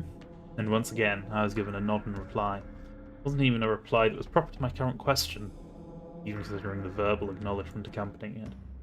This time I grabbed her shoulders. Jasmine, I'm talking to you. Are you a zombie? She finally woke up from whatever daydreaming she'd been having. Perhaps it hadn't been a daydream, but a day nightmare. Oh, what? Oh, right. What was it again? The drawings. Still doing great, yes? Yes, of course. My drawings are doing fine. I'm just thinking a lot. Sorry if it looks like I'm ignoring you. I hardly doubted I was going to get a sensible conversation out of her for the time being, but I tried something else anyway. Okay, then here's an easier one. What's your favourite colour? My favourite colour? You already know that. Just answer it. It's Panther. Okay, I don't know. Maybe green? No, wait, blue? Her words gave me pause. I knew she liked the colour blue. She always used it in every picture she made somehow, no matter what shade it was. I knew this because my favourite colour was green. I also knew it wasn't her favourite colour at all. So indecisive, for a moment I thought you'd answer mine because you wanted to have things in common, but then you changed your mind.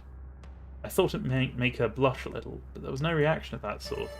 Oh, how strange. I could tell she wasn't all there. All the non-committal answers were pushing me towards one conclusion.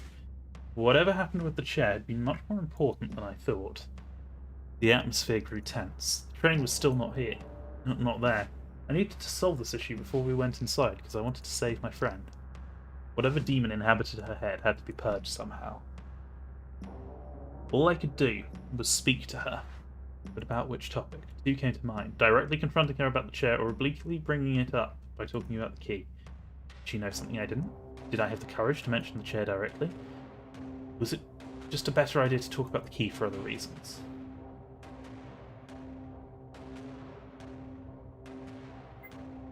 Let's talk about the key. The key might have been our way out of it, and I had to remind her about it. Once we would be outside, I could take her to a hospital or something, try to get her head back on right. What about the key you found? Do you know what it's for? She'd been toying with it for a while already, which only helped bring it to mind too. I thought perhaps it might have occupied her mind the most. Right, the key. Good thinking, S. Huh? But I didn't do anything. No, I remember now. We won't need to take the train. Gosh, I'm so stupid. We can use the key over here. Come with me. What about returning to the leisure station?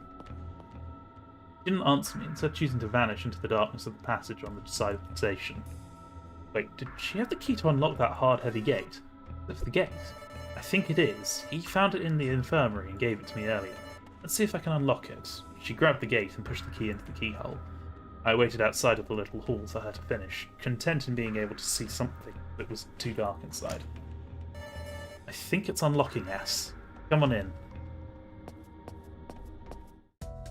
I entered, rather eager to see where this thing would lead us. The gate is kind of stuck, though, like it doesn't open. I'm going to need your big, strong arms to pull on it and dislodge it. Oh, yeah, I can do that. I cursed my ineptitude in maintaining myself in the face of compliments like those. I grabbed the gate with both arms and yanked. It didn't budge. I tried again and grunted audibly under the force I applied. It's not moving even with my arms. Try harder. I will. I yanked on the gate again, only to realise maybe it opened on the inside. Good thinking. I tried that too, pushing into the gate, but it was still stuck. This thing doesn't want to move. I felt my way to the lock, using my hands to feel it up. Was it even unlocked? Maybe Jasmine didn't realise the gate was still closed. I think the gate's still locked, Jazz. Yeah, I know. Suddenly she flipped me over and pressed me against the gate. I was so close against her. I could feel her chest pressing against mine. What was going on? Keep calm, Simon. It's just your friend pressed up against you. It's just your friend who might want to be more than friends. I repeated those words in my head, trying to stop my heart from beating so fast. I felt her breath against my skin. Oh, she was close. It didn't help matters. Wait, something felt kind of wrong with this, didn't it? But I couldn't stop my head from growing more erratic as a result of the physical presence I felt against me. She was so close, her face was right in front of mine. I could barely tell thanks to the light from the other side, but it was here, it was there. There was a halo around her head due to the lighting from the outside. She was illuminated like an angel. Was she here to liberate me from hell? Yet for some reason, all I could think about right now was the stupid train. Specifically, the memory of Marco, Jasmine, and I taking the train to go back home was occupying my head. Forget it about Simon. She's gonna kiss you, you idiot. I cursed at myself to try to regain some sort of mental foothold. I feel it coming, but are you really okay with it? Yes, this is all very sudden, but some things are better left unsaid. She leaned forward a little more and I braced myself. And then pain rose from my chest. What? Sorry, Simon. You won't find me here. You won't find me anywhere. I am nowhere. What are you saying? I'm saying you should forget about me. My hands reached for my chest. Something warm was rolling over my fingers. I brought them up to my nose, trying to understand what it was. It was liquid and smelled like metal. Blood? Did she? Yes, she stabbed me. I could feel the knife embedded in my body. Sorry, I didn't really want to get rid of you, but I want to get out. I want to leave this shitty place forever, and there's someone I have to take with me. See, that kind of thing's better left unsaid. You don't need to know when you're going to die. Who is it? Who do you have to take with you? I used my last breath to ask her. I wanted to know. Jasmine unlocked the gate in silence as my body slid down to the ground against it. She kept it locked to lure me over in the dark area. I had been had through and through. As the gate opened and she stepped over my fading body, she replied, and her words broke my heart more than the knife plunged into it. Not you. It was a good thing that darkness itself came for me that day. Kiss bad ending. We haven't unlocked anything further. I'm starting to think more and more that she is secret twin.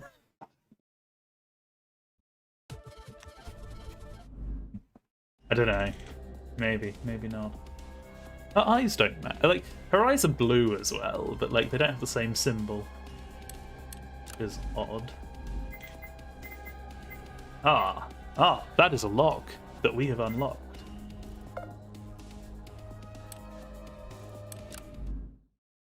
So, speed.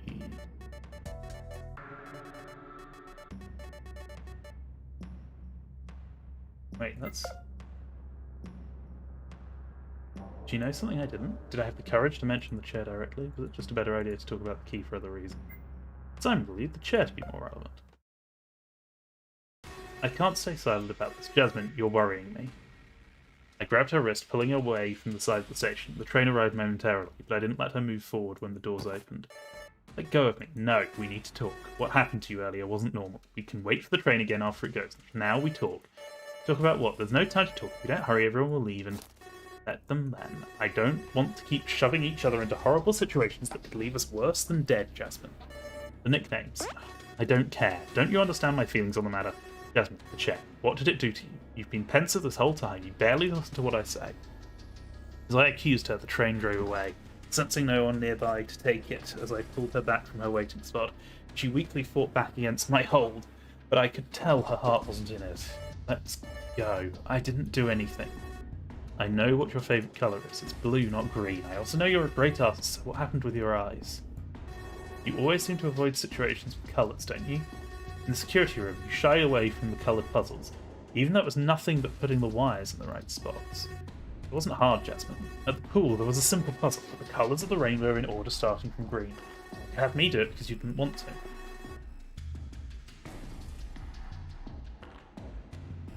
to. Aha! I hadn't spotted that, but okay. No, it's because you couldn't, right? In the infirmary, we're having issues with the simple coloured based puzzle too. Oh, in the infirmary? Wait. I frowned, shaking my head. I've never gone there. What was that about? Forget that. Anyway, the point is you're bad with colours, Jasmine. What's up with that? You suggested you weren't Jasmine, right? Then who the fuck are you? She remained silent for a while. Her free hand reached into her clothing. I saw a glint of metal cutting through the air and I let go of her to avoid it in extremis. You want to know who I am? Are you sure, Simon, you want to know who I am? The movement she made with the knife destabilized her to such a degree she dropped it to the ground. I watched as she reached up to hold her head again, much like she'd done in the pool. I'm a bad girl. I've done such terrible things. I've manipulated people, I've killed people, I've sent teenagers, Simon! Sent teenagers to their deaths. You want to know who I am? I'm not Jasmine. I know that now. I have her memories, and those may be why I feel this remorse about my actions now. I was experimented upon. I remember being smaller because I was smaller. They operated on me until my body recognized the sequence of DNA as the right one. My entire body was changed. But I don't want to be Jasmine, no matter how much better her memories were. Still, I understand your feelings on the matter, so if you call me Jasmine, I'll respond to it anyway. For now. And about the real Jasmine? I don't know where she is. She's not here. She might not be anywhere. I don't know. She shook her head, shrugging at me afterwards. Then she walked to a plated wall, leaning against it while I grabbed the knife. I looked at it for a moment as if contemplating why it was here. I didn't know how to take all of this. This explained all the inconsistencies with Jasmine so far, but I wasn't satisfied. I wanted to know who she really was, not who she wasn't. Jasmine, not Jasmine. I want to know who you are. I lifted my head to stare at her, so tell me. My real name? The one that means more to me? Jasmine bit on her lip as if admitting it was like slashing her final remaining link to me. It was as if she was giving up on the remnants of the memories surrounding her. It's Hannah. I'm Hannah. Whenever I looked at the twins, I had flickers of memory. Now I know my name. I recognise my sister. I'm Hannah, G's sister. When I sat in the machine, it unblocked my head. It removed the clouds, and now a sunny spring is in my mind. Or the imagined equivalent, anyway. They used this machine to implant false memories into me after changing my body to suit their whims. Who? I don't know. I tried to run away from them once. I never caught their names. Some scientists or other, who wore lab coats and strange black suits underneath. Their suits glowed green. I don't know why they wore that, but it's what they had. She sighed, closing her hands into fists. She released her hold, clearly feeling utterly powerless in the wake of those memories. That's silly, right? I was replaced by an imposter, and not a single person noticed. I replaced Jasmine, and no one noticed. I guess all the memories of me working on something were fakes. Anyway, I have a sister to take care of now. She lifted her head to look at me. She looked so tired. I just wanted to grab her and hug her, but I refrained. I didn't know if I had the right anymore. Maybe if she had been Jasmine, but she wasn't. Where was Jasmine? Was she captured by those men too? Was she being tortured as I spoke to this lookalike? You know anything about where she is then? Sorry, I don't know anything about the real Jasmine. If I did, I'd tell you. All I know is that I can't be Jasmine for you anymore. I trust you understand. An individual is shaped by the things they know, remember, and live through. They're made of their surroundings. If someone lives surrounded by a nice, happy family, then they'll grow accordingly. If someone lives through struggle after struggle, they will adapt and grow experienced with those. But they will never gain the innocent, happy life from that family. I may be Jasmine, I may be Hannah, but deep inside I know what I've lived through was Hannah's life. I can't be your Jasmine. All I can do is move on. It was easier to accept than I anticipated when I brought up the subject of my doubts. Even if I was still shaken by all this meant that Jasmine was, at least, still somewhere outside. And you should move on too. For that, we'll need this. She reached back into her outfit. I grew cautious, knowing the last time she did so was to grab a weapon to try attacking me. A weapon which I now held, unsure of what to do with. I put it in my pocket for now. All she took out was a key. That key from earlier. I know what it's used for. It's for the gates. She pointed at the gates in the darkness on the side of the station. With me, she walked over to it. I remained cautious, of course, and stayed outside until I heard the telltale click of the lock coming undone. A short moment later, Jasmine had opened the gate. You coming in? Let's go. I reluctantly entered the dark hallway. I didn't know what we'd find past this. After a brief walk, we found a brightly lit room. It was tiny. Upon entering, I saw it wasn't a room, but an elevator. Does this go outside? I think so. However, she pressed one of the buttons. Nothing happened. Maybe it doesn't work to leave. I think this connects with the passage beyond the scanner gate above. If that's the case, then we can't stop at any level beyond the scanner gate or the outside. What? I think this connects with the passage beyond the scanner gate above. If that's the case, we can't stop at any level beyond the scanner gate. Well, I'm not quite sure. Maybe it's only used to move between floors. As to what's on each floor, I don't know. Let's try 2 floors down instead of 1. Down? Why? My sister is waiting. The elevator moved. It didn't take very long when we arrived at the level below, 2 floors below our previous one. Most of this was out of my understanding. My sister was at another station altogether. What did this mean? Come. She led me out of there, giving me no choice. I entered the darkness only to emerge from it moments later. Into the station I'd just left. Was it? How was this possible? Jasmine, what do you know? I'll let you think about it while you wait here. If I'm right, you'll see the twins coming out soon. Twins? But I'm going further in with the elevator. Come back momentarily. And she vanished into the darkness again. What did this mean? Maybe the elevator wasn't moving up and down as I thought. Maybe it was moving sideways? If that was the case, it could move even faster than the train. Was it a teleportation device? No, that seemed even silly. Aliens would have needed to invent that so we could use it.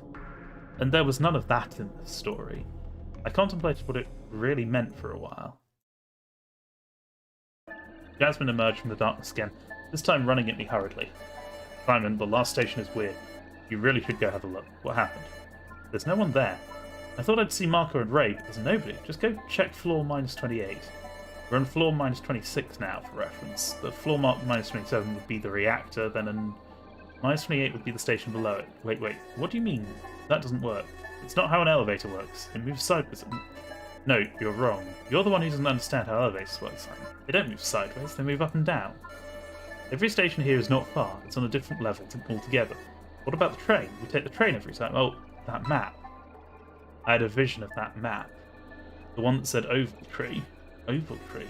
That strange map. The map that doesn't fit in with the rest. It's an anagram. Oval Tree stands for elevator.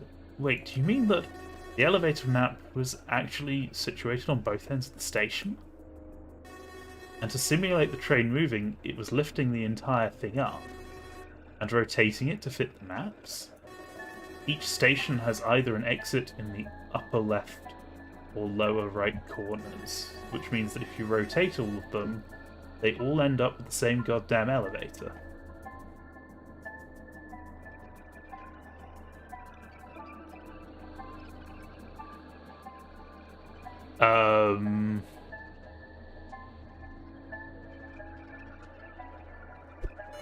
Yes, that's correct. That's an elevator we're taking because each station is like a sandwich.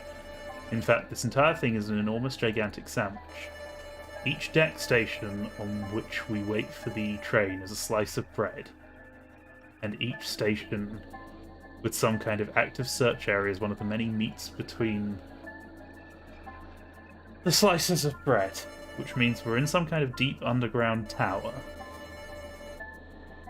Everything had the feeling like you had a headache somewhere around the step.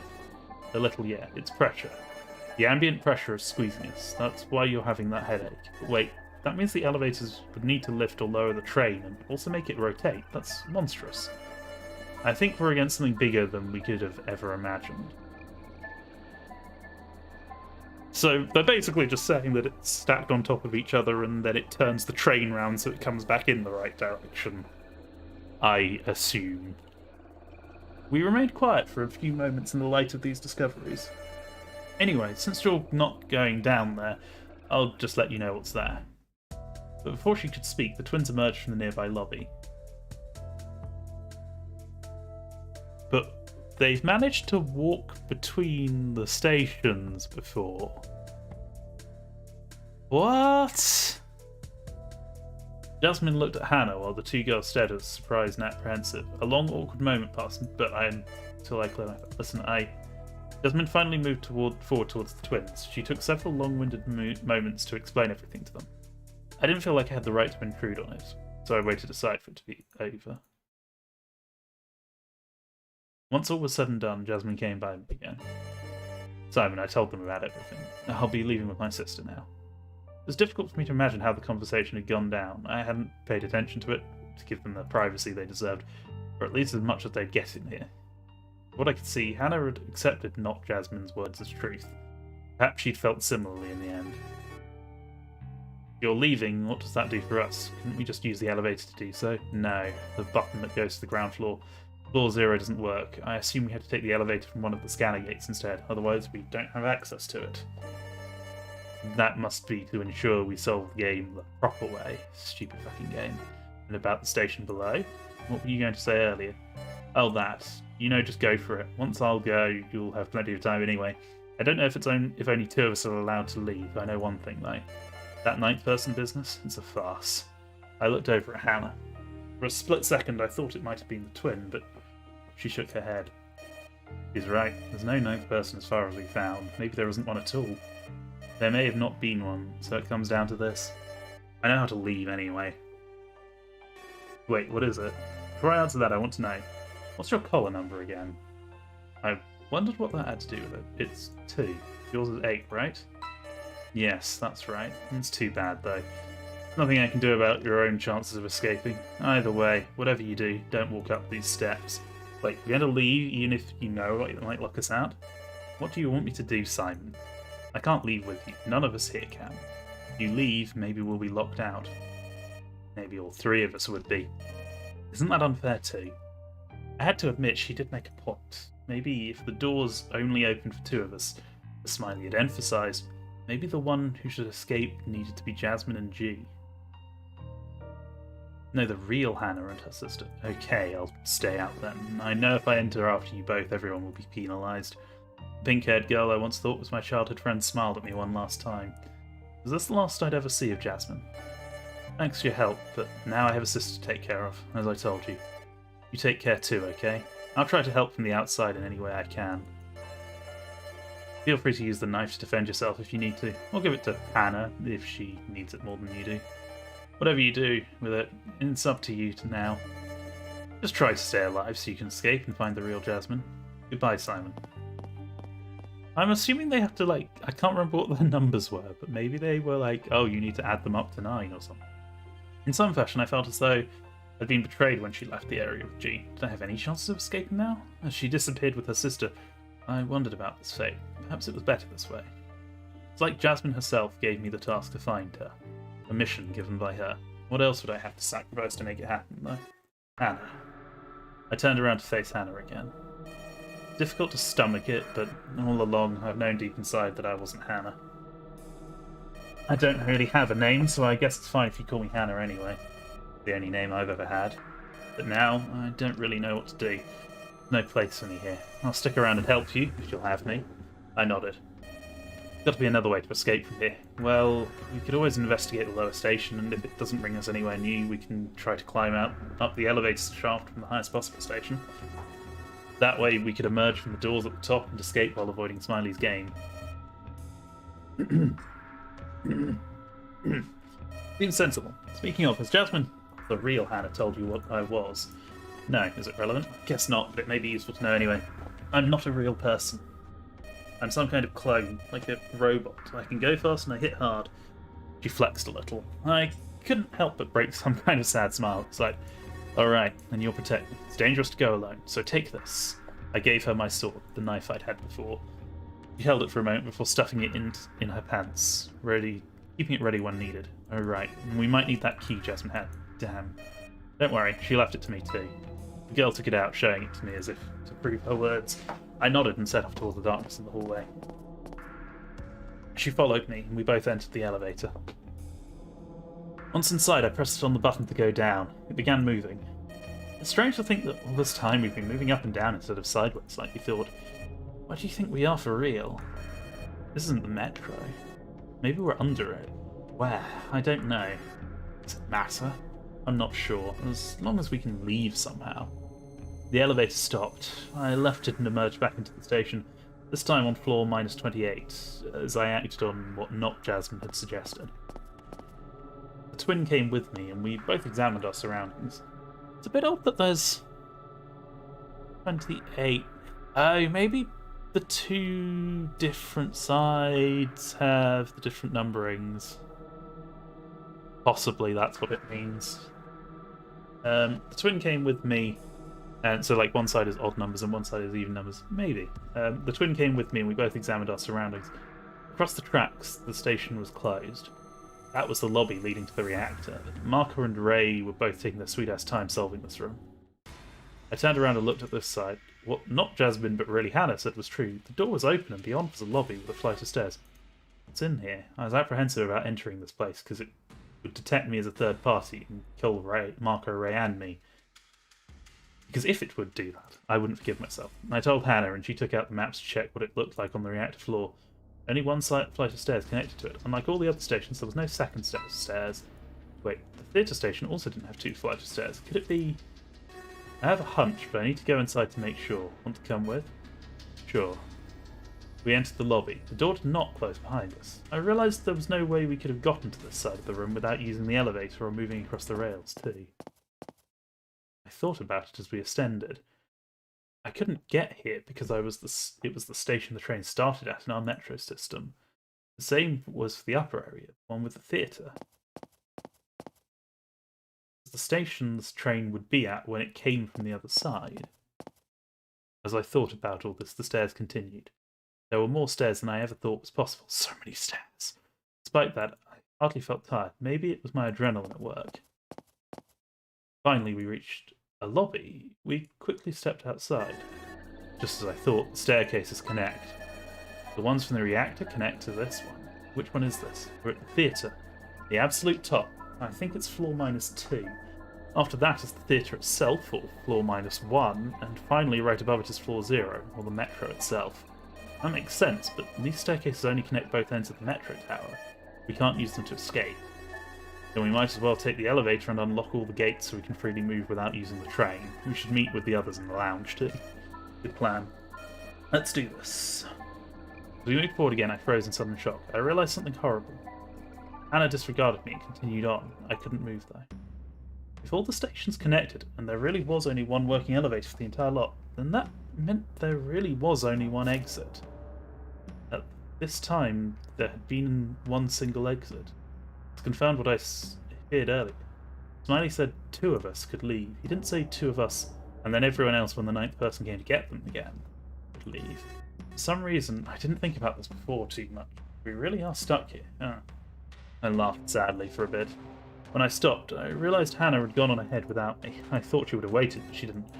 Well, I guess I'll go search for her. I shook my head, having no goal anymore as I called for the elevator. Since Hannah was using it a lot, it took a while to get to me. I emerged on a floor that had called it. I thought it might have been Hannah, but as the doors opened, I saw a figure run away in the darkness. Of course, I couldn't tell who it was. Hannah? Continue going down and unlocking all. As I emerged from the darkness, I hit my foot on something. It was Hannah's head. Hannah? It wasn't attached to Hannah's body anymore. It was sliced right off. Her collar had activated for reasons beyond my understanding. It was also gone. Oh no, what happened here? Did someone do this? The figure that ran away came to mind. Someone had then. I looked around her body, but the key to unlock the elevator was missing, and so was the knife. Who the fuck took them? Fuck, we were supposed to find another way out. Turning her body over, I noticed there was a stab in her chest too. Why was the stab there if the collar had been triggered? This doesn't add up. The knife's missing, the key's missing, and the collar's missing. Why? I stood back up and walked back into the darkness. I thought maybe I was frighteningly motionless when faced with the fact someone died. Truth be told, I guess I just couldn't bring myself to care about anything now that I knew I was most likely to be stuck here forever. I pushed on the button to go up one pair of floors. I didn't really know where I was going, but I was going somewhere.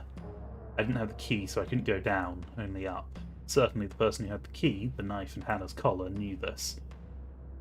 While I came upon the station above the previous one, I readied myself for the possible attacker. I could already eliminate 2 suspects at least.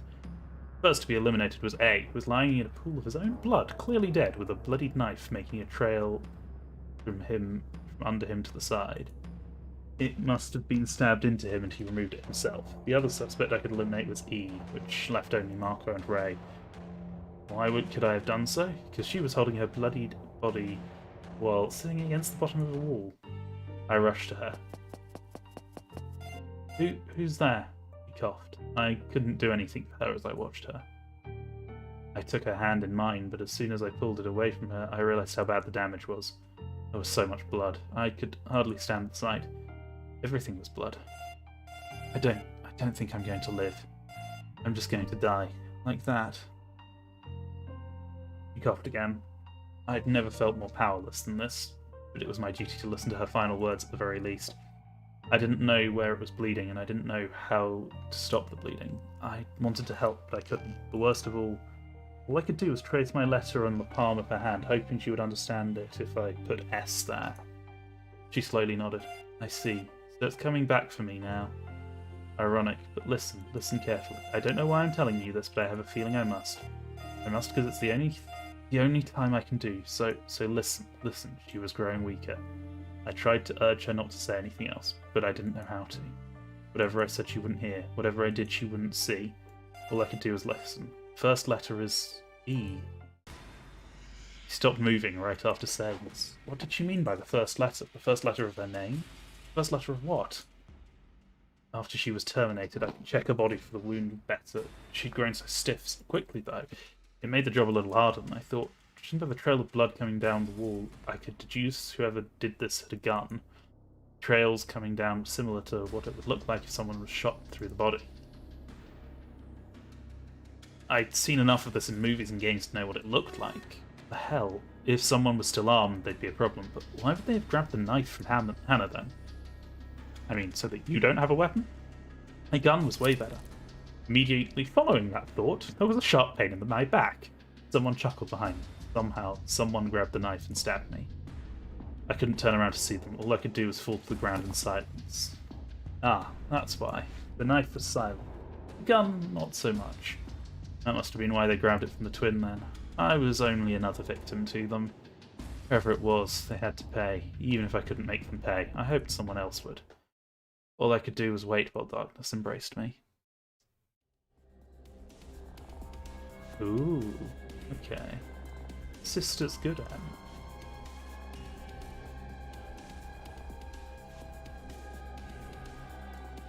Oof. So we're getting there. This is slightly... So sometimes it decides to skip the credits and sometimes it doesn't. I'm wondering if there's a reason.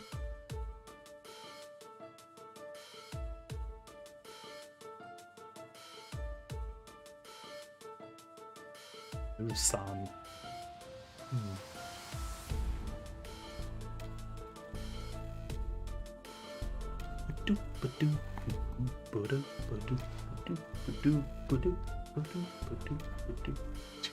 Like how we basically just get same sprite for the twins twice in Shadow. I mean, they just have the same sprite. This space is left empty for spoiler reasons. Oh wow. Some sound effects by special thanks various individuals for inspiring the few twists. This is a work of fiction.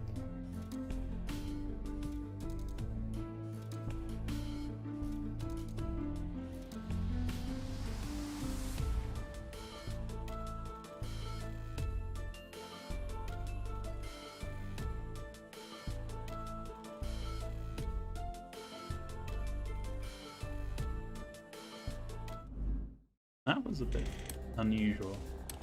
So, yeah, we've just got yellow, and then maybe that will branch off into laser stuff as well, but I imagine that's going to be fairly contained. So I think that was... We've only got 6 endings left. Let's just very quickly... I honestly can't remember what the choice here was. Oh yes, this was the...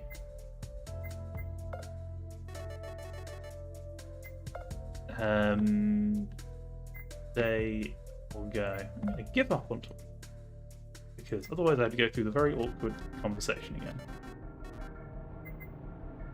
Let's go as a T. Something in me clicked when I was given the choice. I decided to not wait for the twins, suddenly believing that would be a waste of time on my end, because that definitely wasn't useful. I didn't care if we had to redo the themes. Yeah, I'll go T. Them and Ray go together, that means I'll go with Jasmine. Hold on, he also wishes to go, so that puts us as an impasse. He still communicated what I said. In the end, he decided to stay back. That would be our teams then, but I'm not sure about our compositions. I first aimed for the teams to mix up between people who didn't know each other too well. Is that really a reason to do that, you think? Why, it might help us determine exactly what's being asked of us, of course. I don't believe Smiley took us random passers-by. Took us random passer-by from the street without due cause. Out of the sentence. As a result of this, I too have changed my mind and wish to head out. That's just a fucking waste of time. Let's set off already. Maybe you and Jay could have a rock-paper-scissors battle to determine who heads out. I looked at Jasmine and the two of them nodded, glaring at each other. The atmosphere suddenly turned quite serious out of nowhere. Wait, don't take it too seriously. Stay out of this. I have an old man to flatten. Chill, Hannah, chill. Don't think I'll go down so easily, young lady. I've still got it. What ho! The two of them pulled their sleeves back as if they would be going at it full force. All I could do was watch as the two of them counted down. Finally, they opened their hands. In the first round, Jasmine lost. Ha! I told you. Victory is within our grasp. No way. We have to go for a best of 3. What? It's the only way. I opened my eyes wider as they drew out the battle. Her competitive spirit was off the charts. From her body, I could almost see it float above her head. A menacing dragon, and from the old man there was much the same, a giant bird spirit, half bird, half lion. A griffin. The two of them locked into a battle for the ages. The dragon shook its hand in the air, closing it into a fist as the countdown resumed. The griffin's clawed digits did the same as they brought down their fists. Only the victor emerged in the duel. This time Jasmine won and A lost. The dragon took a bite out of the griffin, severely damaging it. But it wasn't over. It was best of 3, so that meant, even with the two of them scoring 1 point and wounding the opponent, it wouldn't be over. Just this much. The dragon roared, and the griffin screeched. The two went at it again. The final decisive strike. Who would emerge victorious? It better be bloody Jasmine, because otherwise this whole thing feels like a massive waste of time. At that point, I'd hidden my face behind my hands, unable to see the next skirmish in any way except through my fingers. On the side, Marco yawned. Ray glared at us. Could they not understand? This was the decisive moment. This single battle could end the world's conflicts, or plunge it into eternal chaos. Finally, the two of them settled their final attack. As they did, dust exploded from the strike. No, it didn't. Couldn't tell who won for the longest time. A powerful wind came with their contact. And finally, the dust settled. The victor was clear to me now. As I opened my eyes to look through the clouds of leftover dust, I saw Jasmine won. Jasmine won. Devoured whole, the griffin returned to the ether. It had been a glorious battle, but none could stand against the dragon. I'll go with S then. She bore a victorious smile, bordering on smugness. Well, that was a thing. Oh god, it's actually quite late. I should probably stop there. But yeah, we have made progress. So I'm guessing there can't be many more nodes coming off there. Maybe 1, 2, 3, maybe 4, just about. I mean, it could go around in the massive circle. I don't know, but there can't be too much more coming off. I suppose there could be a branch going that way as well. But yeah, so we'll come back to this on probably Sunday. I'm sort of hoping that will be the words. That will be the last bit of this. Because then I actually want to get on and review the game. Because like I have a bunch of thoughts that I want to make fast, as it were. Haha, self-promotion. But yeah, we shall have to wait and see. Because I think we got 4 endings there, and there's 6 left. We did 2 hours today, and we usually do like 3 hours on the Sunday. But yeah, I need to go crash because I've got 1 more day of work this week. And then, yeah, so new fast thoughts tomorrow as usual. I can't even remember what it is. I've already done the recording, and I've already forgotten what the episode is. That's good. That's good. And then there is another song that I am hoping will come out soon. I need to go and do the final mix. I'll probably do that Saturday, probably release it, I don't know when. Soon, TM. And then that will be that. But until next time, bye bye.